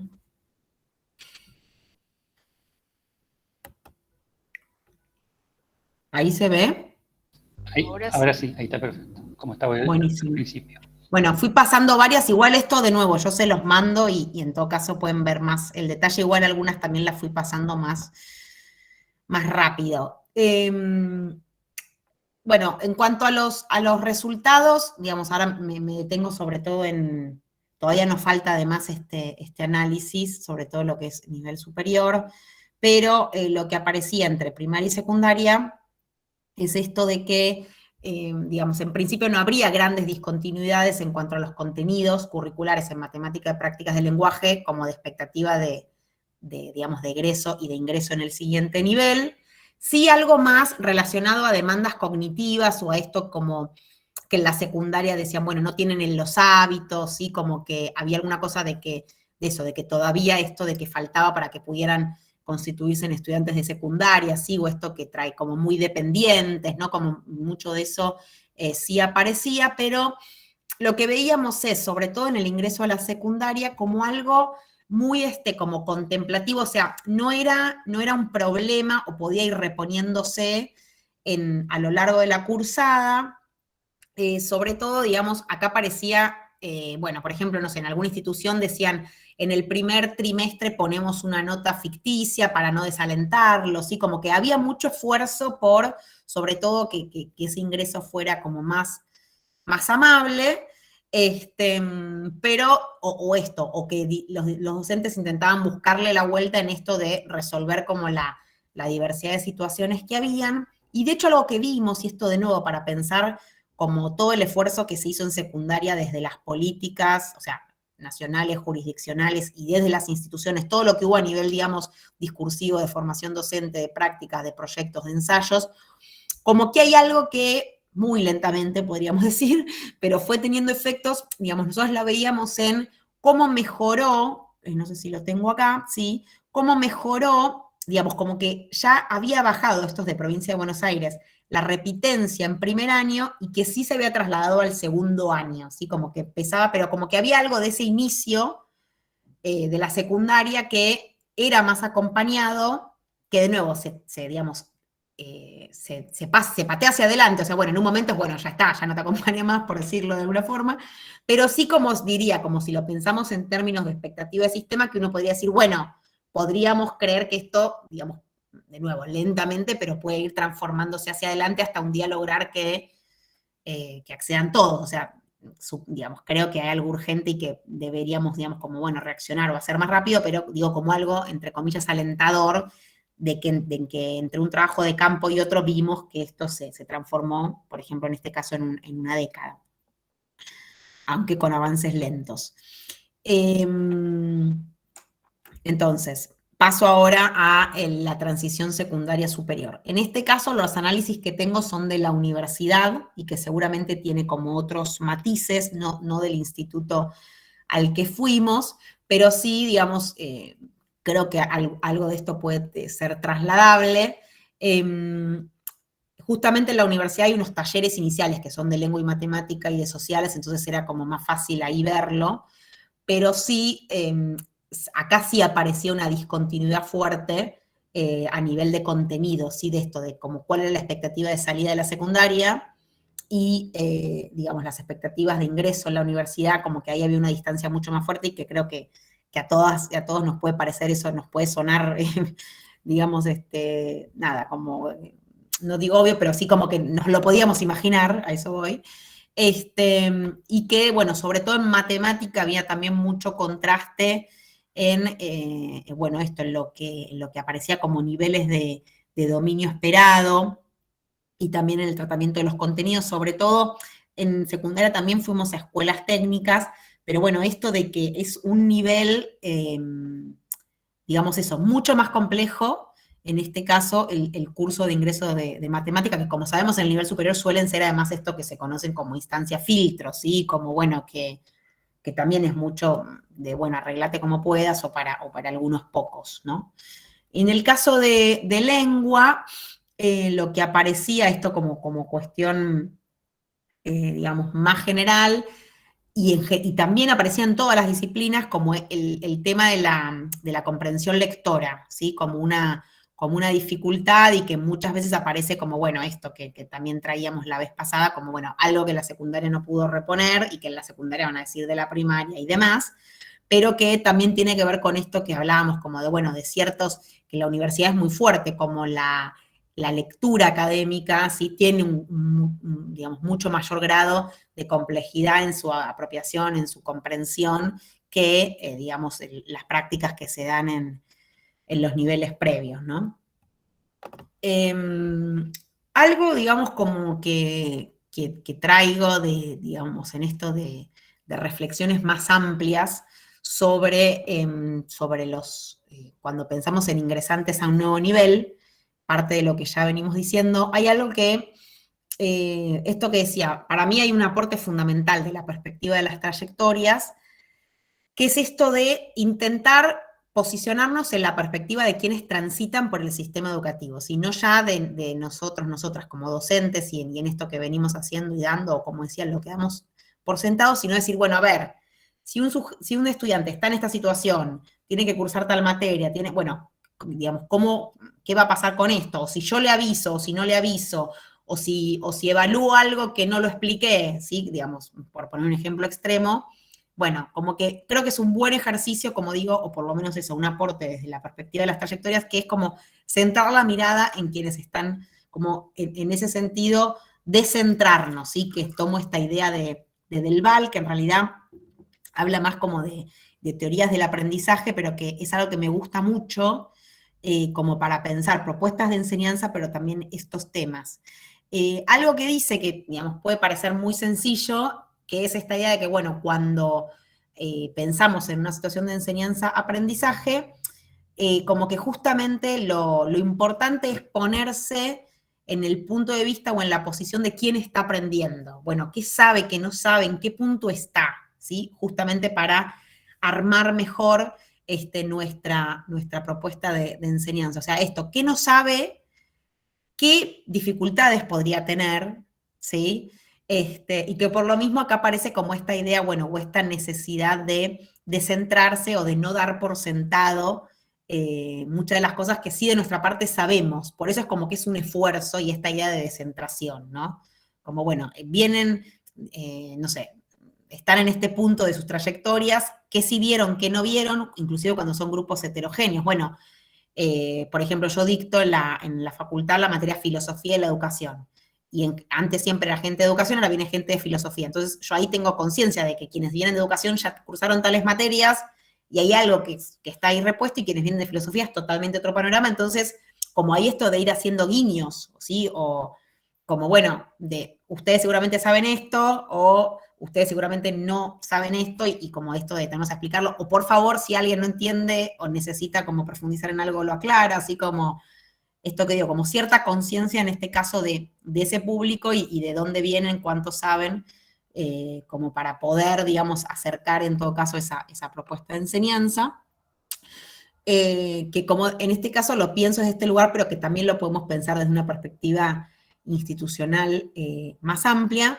Acá aparece esta idea de que, bueno, la idea de, digamos, de teniendo este conocimiento, está, digamos, de dónde podemos intervenir más específicamente. Entonces acá, como esto que decía, lo más amplio es que, bueno, si volvemos a esta idea de régimen académico, que en las instituciones tenemos esto escrito, pensado, y muchas veces naturalizado, o esto que se da por sentado, justamente volver a esta idea de que es algo que tiene que transmitirse, que tiene que explicitarse, que no es una sola vez, sino que tiene que reiterarse, digamos, en cada momento crítico, ¿sí? Como para poder acompañar, en este caso, las trayectorias. Bueno, eso, como, digamos, esto creo que yo preguntaba la primera clase, y podemos pensar muchos otros más ejemplos cuando decimos, bueno, acompañamiento de trayectorias. ¿Qué es acompañamiento de trayectorias, no? Y bueno, pensar esto, cómo desde las propuestas de enseñanza o institucionales les vamos dando anclaje, ¿sí? Como que, bueno, ¿cuáles serían estos modos de acompañamiento o de anoticiar o de construcción? Esta idea de que el oficio de estudiante, digamos, no es algo que tiene que adquirirse por sí mismo o ver de dónde ven las cosas, sino como algo que tenemos que acompañar en esa construcción, justamente con la expectativa de que en algún momento haya una autonomía o haya, digamos, ya como una apropiación de esas reglas del juego, pero en un primer momento informarlas y acompañar, digamos, como esta cosa de justamente de la creación de autonomía, ¿no? Como que hay un acompañamiento necesario para que después cada uno pueda o cada una por sí mismo resolver las situaciones. Avanzo un poquito más. En esto que digo y ya pensando en el nivel superior, como seguramente saben, ya hace algunos años el nivel superior se declaró como derecho humano, o sea, la educación superior es un derecho, la universidad y en este caso los institutos de formación docente.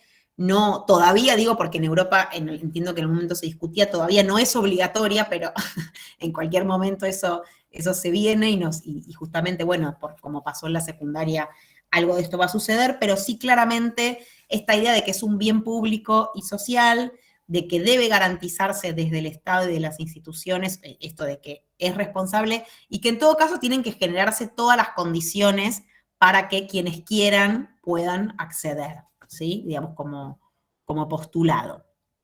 Entonces, como decía, el Estado es responsable, pero también las instituciones. ¿Y qué quiere decir en este caso cuando, digamos, pensamos en ese cumplimiento del derecho, ¿sí? ¿Cómo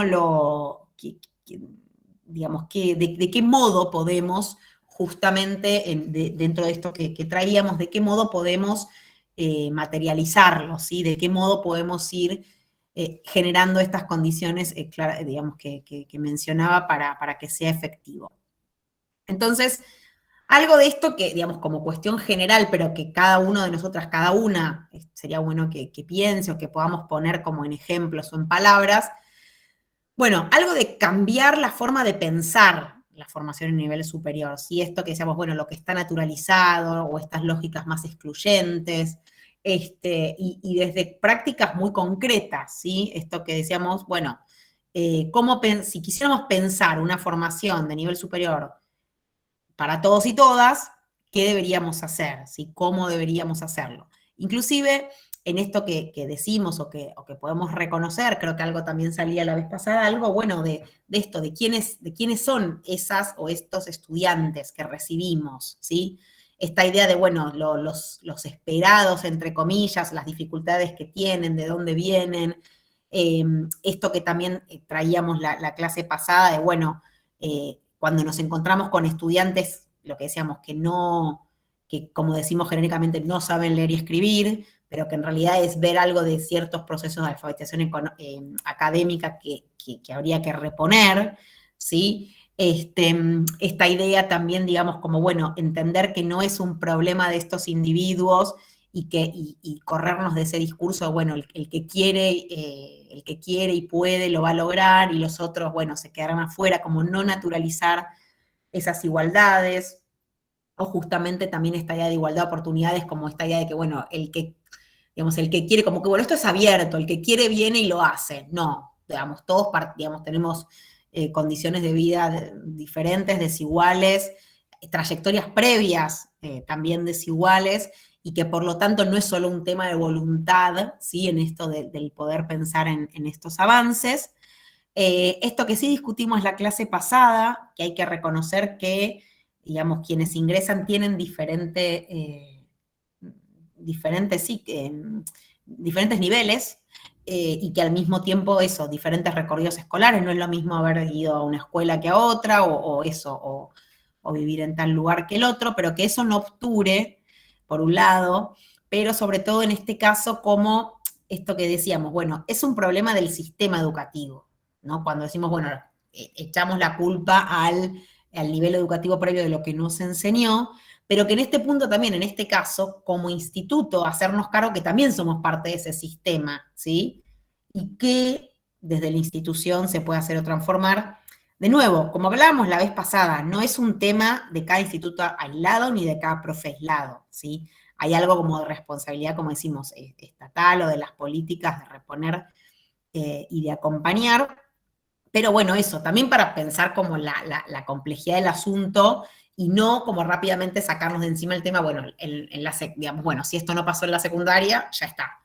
Y en este caso, como bueno, justamente algo como decíamos antes, bueno, si no lo saben, lo tenemos que enseñar, ¿sí? O sea, como ahí buscar la manera, si tendremos que explicar, no sé, si yo pido, creo que dábamos el ejemplo, si yo pido que hagan una monografía, bueno, tengo que decir cómo se hace, qué se supone que tiene que pasar, o esto, bueno, si veo que no saben leer un texto, bueno, cómo se lee un texto, contextualizarlo, qué dice el autor, con quién discute, no sé, dar algunas pistas o herramientas para que ese texto se pueda leer.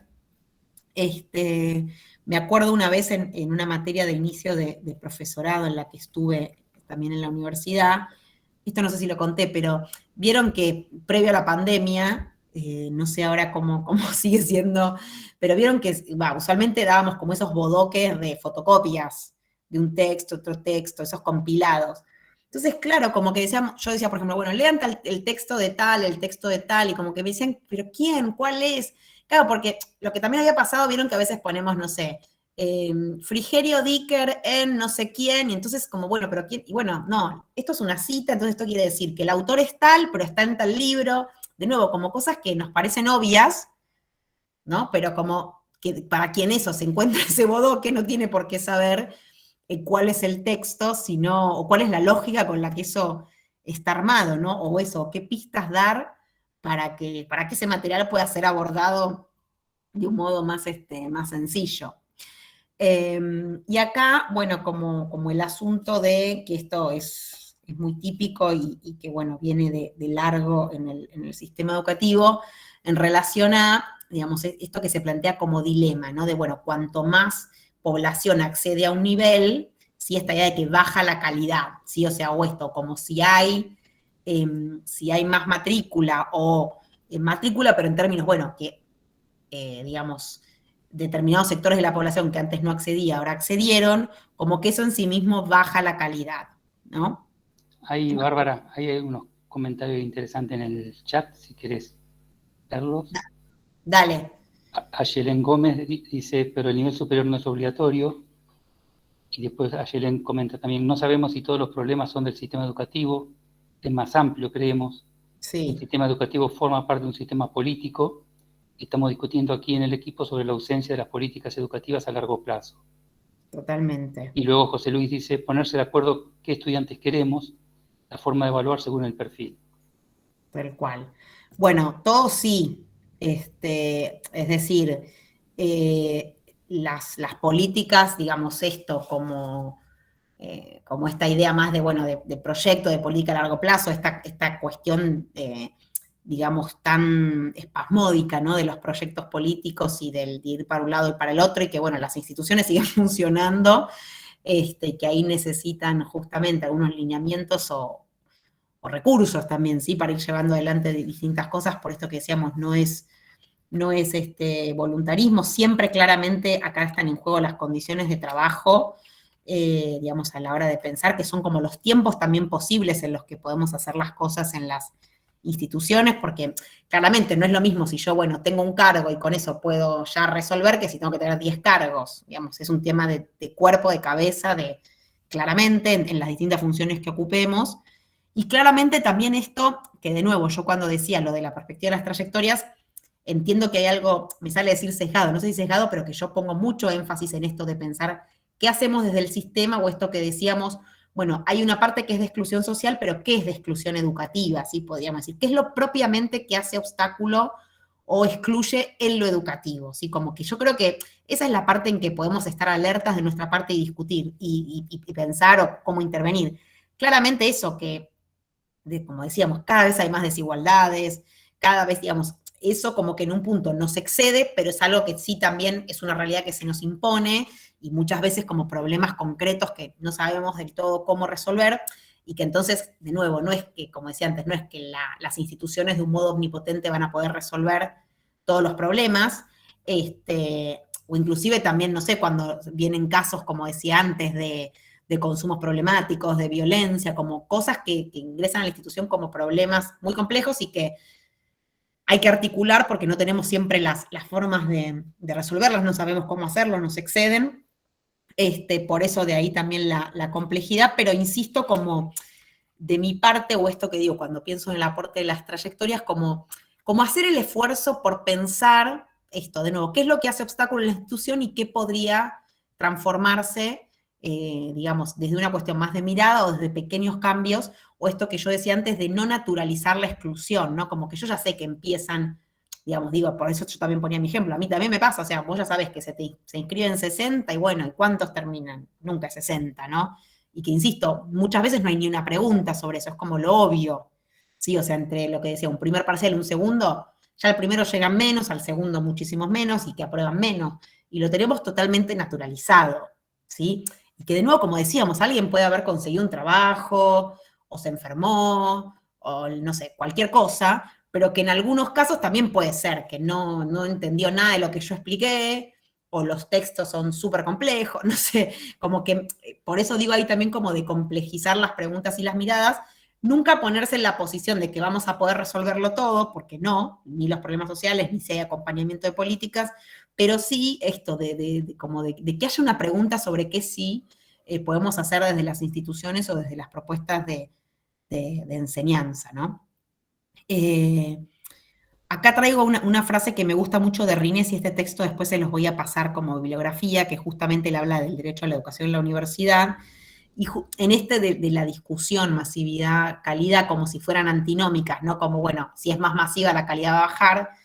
La idea que él trae como, digamos, para revertir un poco esto, dice, es la universidad es buena si es buena para todos, ¿no? Como una cosa de, bueno, si no es buena si está dejando gente afuera, ¿sí? Sería como la otra forma de decirlo. O sea, no es un tema de calidad, sí o no.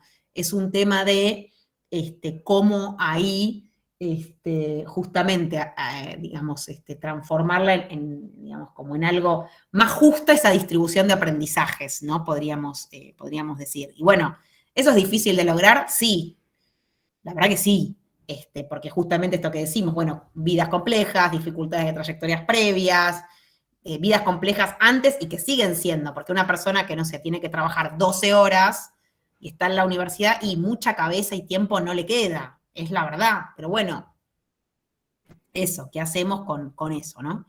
Bueno, y acá esto como más porque también viene del texto esta idea como de justamente en esto de eliminar los prejuicios, como esta idea trae más de rancia de que reconocer al otro como igual en el sentido de que todos pueden y podemos aprender, ¿no? Como la capacidad, como en eso, no poner prejuicios de, bueno, esto ya por determinado atributo que tiene, no sabe, no va a poder, ¿sí? Sino como esta idea más de confianza y de apuesta desde las instituciones y las propuestas.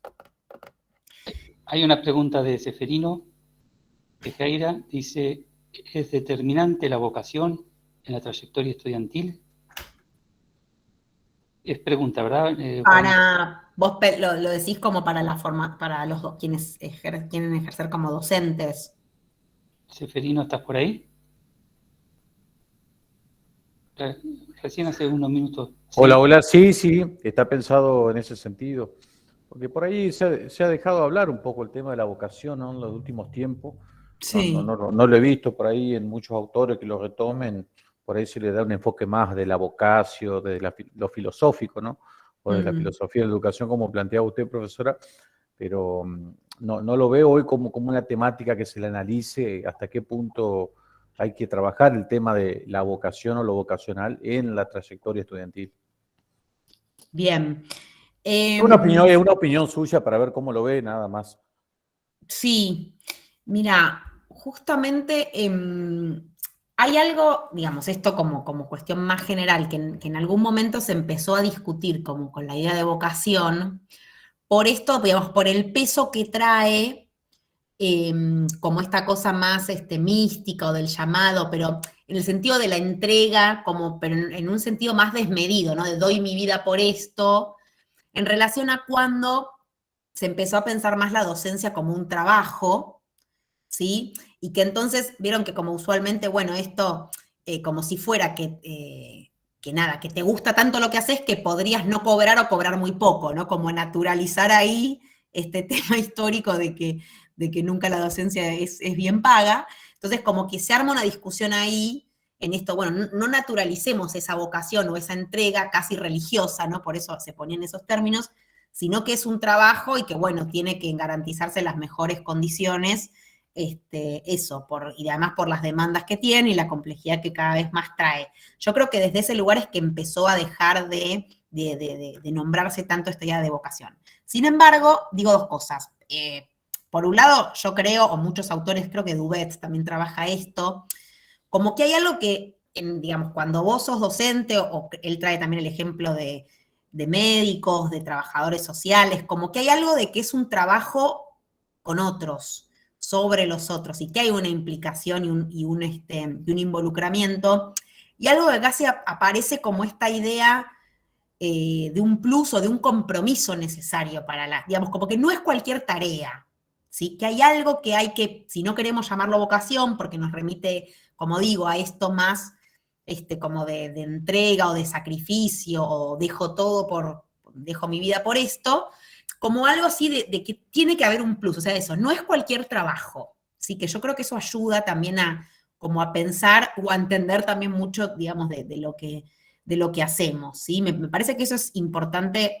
Esto ya, por eso digo, lo tomo de Dubet, pero también es más personal, cualquiera de ustedes u otras personas pueden pensar otra cosa. Pero también al mismo tiempo, y acá por eso amplío, vieron que cuando pensamos en la formación docente o esto, ¿por qué se elige ser docente?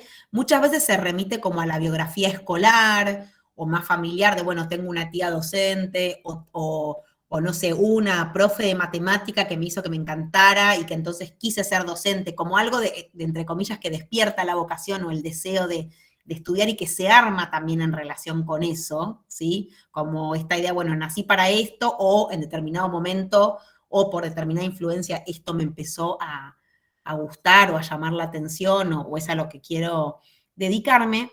Pero también algunas investigaciones también recientes, me sale pensar en Alejandra Virgin, pero seguramente otras personas más, hay algo donde acá aparece esta idea que tal vez, digamos, si quienes podemos, o en tu caso vos por ahí podés como tener alguna más, como idea más mística de la profesión y de la formación, algo que aparece como, bueno, para muchos sectores sociales empieza a ser como ya no quedan trabajos estables, ¿sí? Digamos, o esto con, digamos, los beneficios que puede tener el acceder a una profesión, eso, con cierta estabilidad, con ciertos beneficios sociales que casi ninguno de los trabajos ya tienen.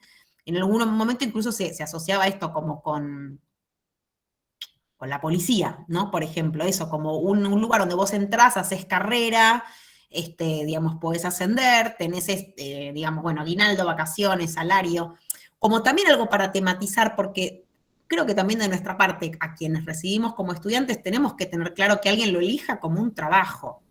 Insisto, si me preguntan a mí, yo entiendo que no es cualquier trabajo, no quiere decir después que lo haga mejor o peor, ¿no? Pero que hay algo esto de que es genuino también que alguien lo elija por las condiciones, pero bueno, después no sé cómo, nada, insisto, puede que salga muy bien o puede que después sea como muy frustrante o muy difícil por todo lo que hay que lidiar, ¿no? Pero esto es toda una discusión que puede quedar muy abierta y podemos decir muchas cosas sobre esto. Porque es realmente muy amplio. Yo creo que ayuda mucho también a pensar o a preguntarnos en esto que decía de la biografía, digamos, por qué también nosotras mismas elegimos esta profesión. O en algún caso, si somos solo docentes o hacemos otras cosas, ¿sí? O cuánto, yo lo digo, por ejemplo, en mi caso, o cuando a veces pensamos en perfiles que se formaron más profesionales y dictan clases, dictan un poquito de clases, ¿sí? No es que viven de eso o que su vida es eso. Hay profes o maestros que trabajan 2 turnos o 3 o todo lo que sea de docentes, y hay otros, muchos, sobre todo en los niveles secundario y superior que trabajan de otras cosas y pueden tener unas horitas o mitad del trabajo es docente, y también ahí cómo se juega esa identidad profesional o qué se pone en juego. Insisto, estoy abriendo a miles de temas, todo es discutible, pero bueno, para pensar esta idea de la vocación que tenés y sobre todo como para no tener una idea como tan romantizada sobre eso, ¿no? Sino como abrirnos un poco a eso, a otras opciones. Ahí creo que se pueden vincular la pregunta de Seferino con la última intervención de José Luis, que ya habías comentado. Ponerse de acuerdo, decía José Luis, qué estudiantes queremos, la forma de evaluar según el perfil. Tal cual. Y eso vinculado con la pregunta que aportaba Seferino. Tal cual. Yo creo que ahí también lo de qué estudiante queremos, digamos, también puede estar relacionado con esto de las condiciones sociales, ¿no? No sé si venía también por ese lado, o si es como, bueno, quién tenemos como, digamos, porque podría decir, ¿a quién tenemos como ideal de ingresante, pero también a quién queremos formar, ¿no? Como que ahí también puede plantearse las dos cosas, ¿no? Como, bueno, el perfil que queremos formar o ese preconcepto que tenemos de quienes ingresan. Que yo entiendo que es cada vez también más heterogéneo. O heterogéneo en realidad, seguramente como entre diferentes, acá por lo menos en la ciudad es muy variado también entre institutos el perfil. Sí.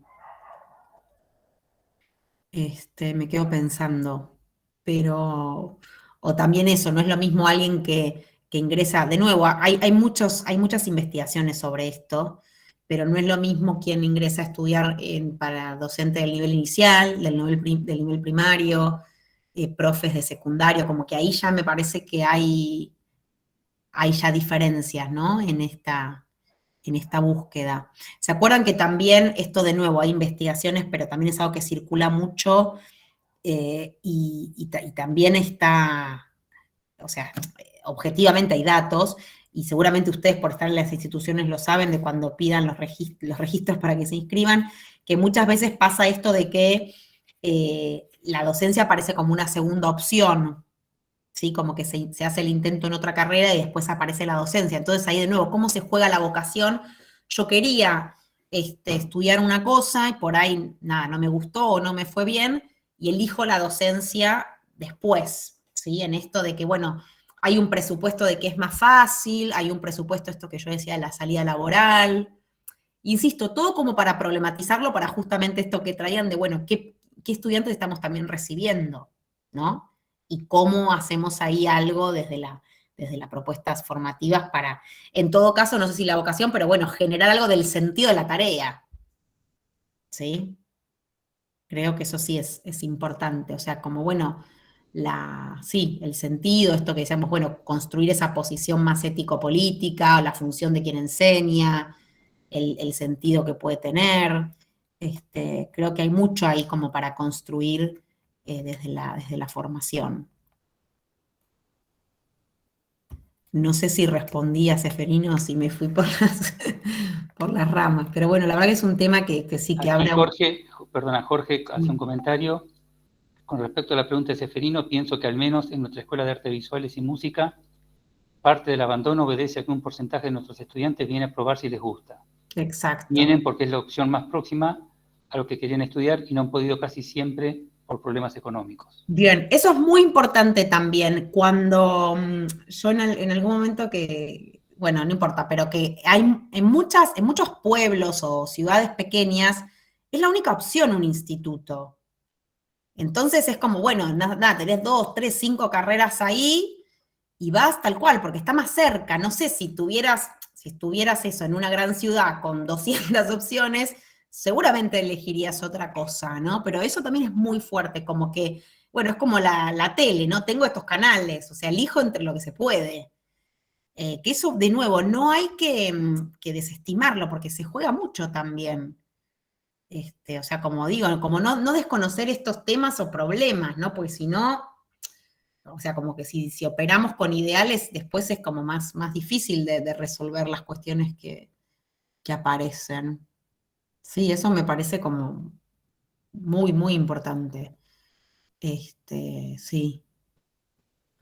O también esto de que en muchos casos, supongo que eso también ahora se habrá ido cambiando, pero como la cosa de mucha presión como de las mujeres, ¿no? Que estudien o que, bueno, como el único destino podía ser docente, que entonces ahí también, o como esto de una salida laboral, o como porque podía ser un trabajo de pocas horas, no sé, como que también había mucho ahí, por ahí puesto en juego, que cómo se juega ahí el deseo, o, bueno, eso, ciertas cuestiones más sociales que inciden en que tomemos determinadas decisiones. Para mí lo vocacional va mucho con el hecho de que hago lo que me gusta. Es decir, ¿cómo definiría lo vocacional hoy, siguiendo la pregunta de Seferino? Yo lo definiría poder hacer lo que me gusta, lo que me da placer. Claro. Entonces, si a mí me gusta ser docente, eso es un poco el ímpetu de la vocación. Yo lo traduciría hoy la vocación en el gusto, en el placer, que por lo tanto te permite tener dedicación, tener pasión por lo que haces. Tal cual. Y el que es mecánico le gustan los fierros, el que es, digamos, yo identificaría mucho la vocación con el gusto, con el placer, con el disfrute que te da la tarea que realizás. Tal cual.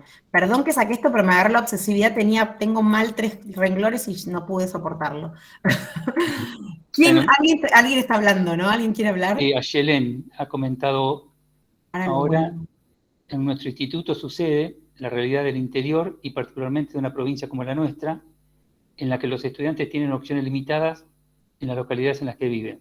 Exacto. Mucho logra construir la vocación luego de transitar por la propuesta formativa, claro. Tal cual.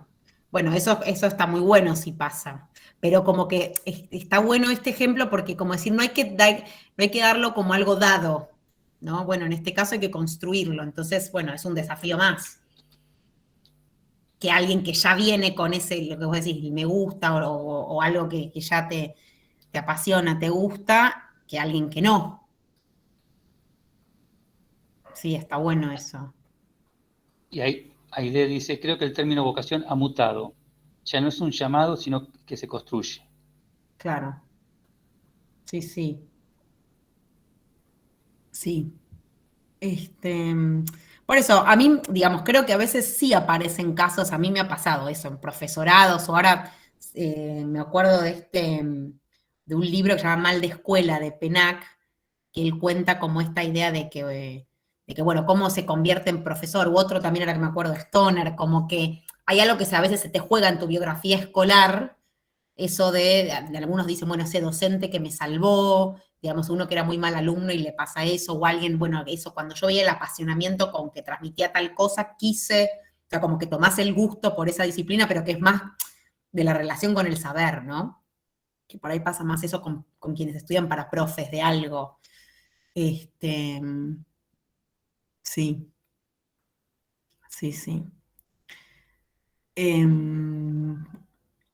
Bueno, si les parece, avanzo un poquito más con estas cuestiones que igual algunas ya fuimos hablando, como para dejar abierto también para la vez que viene las discusiones más o el intercambio más sobre esto de qué hacemos desde las instituciones en relación a estos asuntos.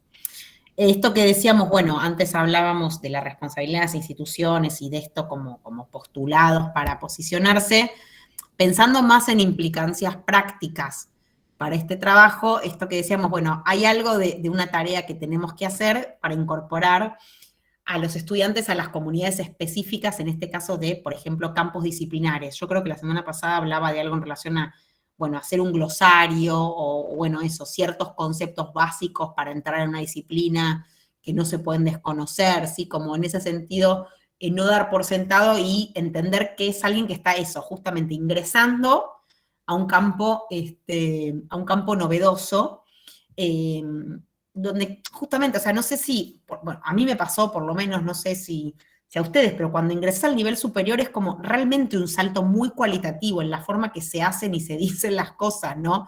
O yo tengo el registro de, no sé, tener que leer muchas veces y muy detenidamente un texto para entender más o menos qué se estaba diciendo, y no es que había una escuela que fuera mala, pero como que hay realmente un salto cualitativo grande, como en eso, el supuesto, ¿no? De como de dominio o de capacidades que tienen quienes ingresan. Hay como mucho esfuerzo ahí que hacer, entonces, en este sentido, creo que todo lo que podamos habilitar, ofrecer, ayudar, para que haya un ingreso en este modo, ¿sí? O en este modo más académico, siempre es bienvenido. Después esto que mencionábamos como lo específico del régimen académico, ¿no? ¿Qué se cursa, cómo se cursa, cuándo? Como eso clarificarlo al máximo y apoyar y acompañar. O bueno, esto, hay que inscribirse a las mesas de examen, como, digamos, toda una serie de orientaciones que se puedan dar, o es tanto tiempo, tantos años, o si haces esto te vas a atrasar acá, o acá te va a convenir, ¿sí? Como que esas orientaciones está bueno que desde un nivel institucional se informen. Esto que hablábamos del oficio de estudiante, que no es algo que hay que tomar como dado, ni esperar que se los cuente, no sé, algún estudiante aventajado o algún familiar, porque puede pasar que eso no esté. Entonces hay mucho de lo que podamos anticipar. Esto que decíamos, la autonomía es como el punto de llegada, pero hay algo que ahí, como bueno, desde, no sé, el parcial es en 15 días, tienen que leer esto y esto, pero como también hay todo lo que vamos a anticipar de tiempos o qué se da más centralidad en qué se evalúa y qué no, porque bueno, en la clase dijimos esto que después, como digo, uno cuando ya entras en esa lógica, lo va sabiendo, ¿no? Que justamente es esto del oficio de estudiante y que hasta inclusive a veces decimos, bueno, los que ya, como qué incorporado que tienen, que ya como que hacen lo mínimo e imprescindible, pero que saben como esta cosa de cómo responder o de cómo avanzar, pero que de nuevo no es algo que, o en todo caso si se da en algunos, en algunas, no dar por sentado que se va a dar en todos, ¿no? Y que ahí tenemos como un trabajo para hacer y en el cual intervenir, y como decía, yo creo, esto es una opinión más personal, más allá de que haya instancias de bienvenida o dispositivos institucionales que siempre son válidos, digamos, como no dar por sentado, bueno, no voy a dar un taller de oficio de estudiante porque no funciona así. Funciona que en cada materia inicial podamos dar ciertas pautas o pistas de diferentes cosas, ¿no? Y que inclusive podemos poner de acuerdo, bueno, pues si no yo me pasaría toda la clase explicando cosas, esto que decía, cómo se cita o cómo se arma una monografía, bueno, nos ponemos de acuerdo y en la materia de inicio vos explicás esto, yo esto de los saberes distribuidos, ¿no? Como, bueno, yo tomo este tema, cómo se lee un texto, no sé, estoy diciendo ejemplos, puede ser, digamos, seguramente a ustedes se les ocurran muchos más, pero como que hay algo ahí de que, como digo, no es esto del cómo acompañar trayectorias, no es un taller, no es un extra, es desde la propuesta de enseñanza, y que si es de manera articulada, mucho mejor, porque para que no recaiga en cada uno y para que no sea descoordinado, ¿no? Que ahí creo que puede haber una mirada fuerte de los equipos de conducción para traccionar. Bueno, después esto, lo de socialización implícita de Bourdieu, de nuevo, no dar por sentado. Hay muchos estudiantes que sí tienen como esta idea de que, el otro día me pareció muy interesante esta discusión, como que, justamente también en profesorados, como que hay estudiantes que escriben bien, ¿sí? O tienen como la práctica incorporada de cómo hacer o de cómo decir las cosas, pero cuando después lees el parcial es medio guitarreada, no sabes cuánto leyó, cuánto no, sino más que sabe expresarse. Y que al revés, por ahí hay algunos estudiantes que les puede costar mucho más, o eso, les cuesta más leer, les cuesta más escribir, pero que hacen un esfuerzo enorme por leer, por estar al día, ¿no? Y como ahí también eso de, bueno, de nuevo, cómo se pueden ir midiendo estas distintas situaciones, ¿no? O de nuevo, acompañar unas u otras, como, bueno, una buena evolución. Mirá, muy bonito todo, pero acá no estás dando cuenta de las lecturas, o al revés, como, bueno, se nota el esfuerzo y cómo se tracciona en todo caso, apropiarse de modos de lectura, digamos, más avanzados.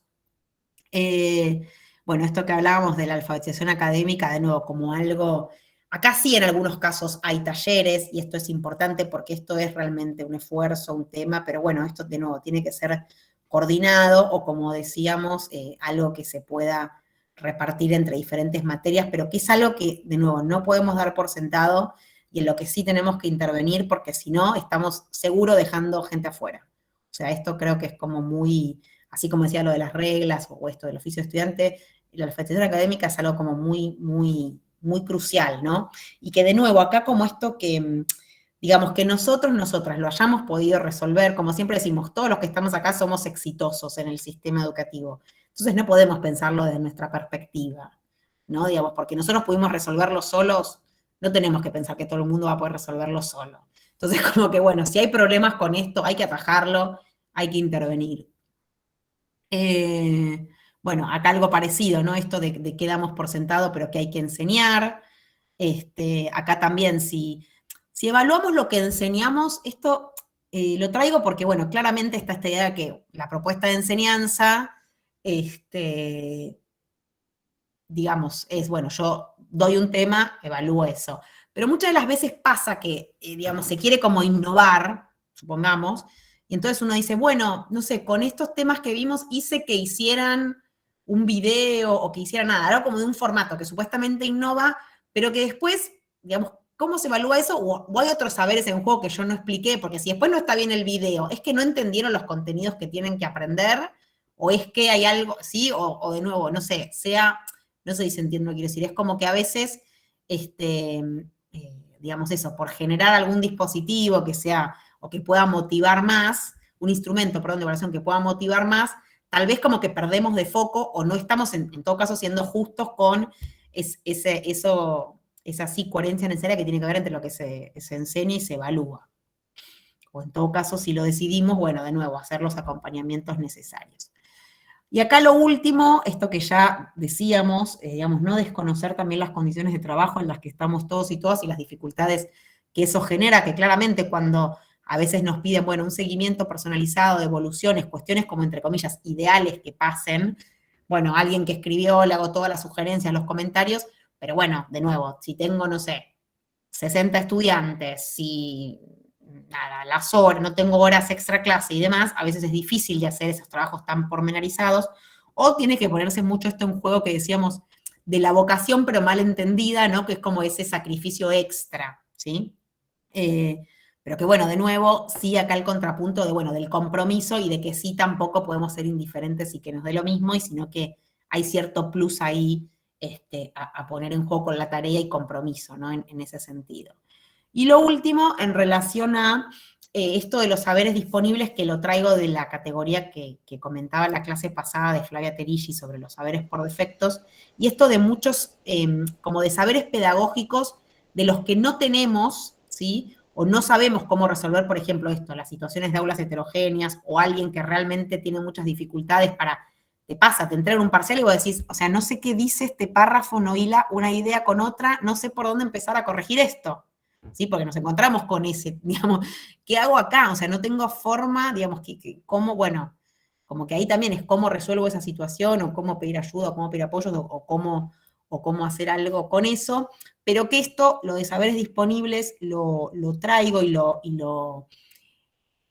vuelvo a reforzar la idea que dije al inicio de todo lo que sí circula en las instituciones, que sabemos, que sí podemos hacer, y que entonces sería bueno que la vez que viene podamos compartir, ¿sí? O sea, de lo que ustedes manden, mi idea va a ser sistematizar, porque muchas veces no es que no hay saberes disponibles, sino que los resolvemos y nos queda como una experiencia de, como decimos, yo me gusta esta idea de algo doméstico, ¿sí? O bueno, como la cosa de más de cómo yo lo pude resolver, que no, eso seguramente hay un saber en juego y que yo lo puedo objetivar y que puede seguramente servir a otros, a otras, ¿sí? Y que entonces está bueno que eso lo intercambiemos. Perfecto. Muchas gracias, Bárbara. Se ha conectado el director de nivel superior de la provincia, el doctor Diego García. Le damos la bienvenida, Diego. Buenas noches, un gusto. Hola, Bárbara, Guillermo, ¿cómo están? Bueno, y a todos ahí los que estoy viendo, representantes de los Cintia, Elba, que les estoy viendo ahí, Andrea, Walter, bueno, Flavia, unos cuantos, por lo menos los que estoy viendo en la pantalla. Bueno, Bárbara, primero conocerte, darte las gracias por formar parte de este equipo. Es una gran apuesta la de la dirección este año en relación a poder acompañar con este dispositivo a los equipos directivos. Hemos presentado una propuesta que acompaña al equipo directivo, ¿no? Muchas veces estos dispositivos están pensados para algunos integrantes del equipo directivo, y a nosotros nos pareció que era importante como dirección y como gestión pensar el equipo en el conjunto, digamos, ¿no? Sí. No solamente rector, vicerrector, secretario académico, secretario administrativo, sino también los integrantes de los consejos directivos, porque son en definitiva el todo que definen por ahí las políticas educativas o la implementación o llevar hacia el interior de las instituciones ciertas políticas que por ahí compartimos. Así que bueno, escuché la última parte, pero fui leyendo esa presentación que recupera en gran parte todas nuestras preocupaciones, digo, ¿no? Y pone en tensión lo que pasa a diario, me parece, en las instituciones en relación a las trayectorias de nuestros estudiantes. Y pensaba recién que Guillermo me dice, vas a entrar, sí, le digo, fíjate a la despensa y vengo, ¿no? Y venía pensando en lo interesante del dispositivo en términos, bueno, que Nancy por ahí retomó estas cuestiones del dato, de la estadística, de alguna información que en definitiva se termina de sintetizar en las trayectorias, digo, ¿no? Porque sí, tal cual. ese es el hilo conductor, digo, la trama que nosotros tenemos que ir desarrollando en el marco de este dispositivo tiene que ir con ir hilvanando todo eso, me parece, todos esos datos, esos componentes que en definitiva intentan no solamente mejorar una práctica de gestión institucional, sino como la gestión institucional también implica lo pedagógico y lo pedagógico implica lo otro, ¿no? Me parece que es por ahí por donde nosotros vamos con este dispositivo, así que estamos muy contentos. Bueno, esperamos que siempre sean más que 37, 50 o 60 los que puedan estar en la clase, pero también en el sentido de que habilitamos el dispositivo sobre la base del equipo de gestión.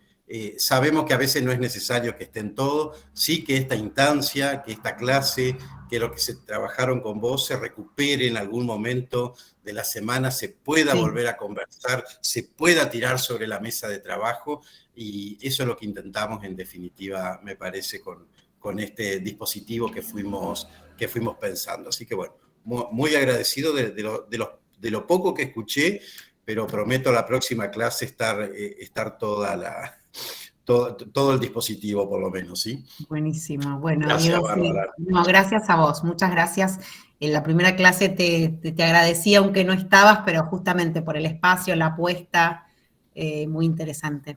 Bueno, muchas gracias. Gracias, Guillermo, también por estar. Y bueno, y a cada una y cada uno de los que están ahí, porque sé que es un esfuerzo en la semana generar estos encuentros, pero bueno, también los pensamos en el marco de que fueran en los días de trabajo, de que fueran en los horarios de trabajo, para no agregar. Nos pareció interesante la propuesta también en términos de que se hiciera en estos tiempos y no en otros, porque recupera, me parece, también lo diario. Yo sé que están todos atravesados por lo cotidiano de la institución, pero también obliga a un paréntesis en esa cotidianidad institucional para pensar estas cuestiones, que en definitiva tienen que impactar en lo que continúa después, ¿no? Lo que continúa al rato de finalizado. Leía lo que ponía ahí del de las herramientas que se llevaba, y eso es lo importante, de herramientas que se lleva para este rato, digo, para lo que sigue, para lo que puede conversar, me parece, con los otros del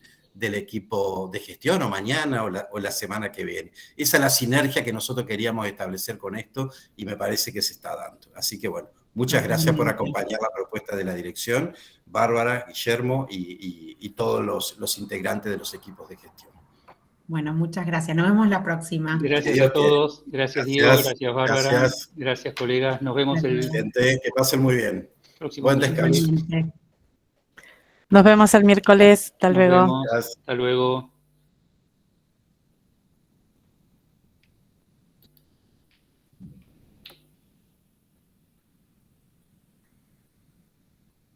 Muchas gracias. Nos vemos. Gracias. Gracias a todos. Hasta el próximo miércoles.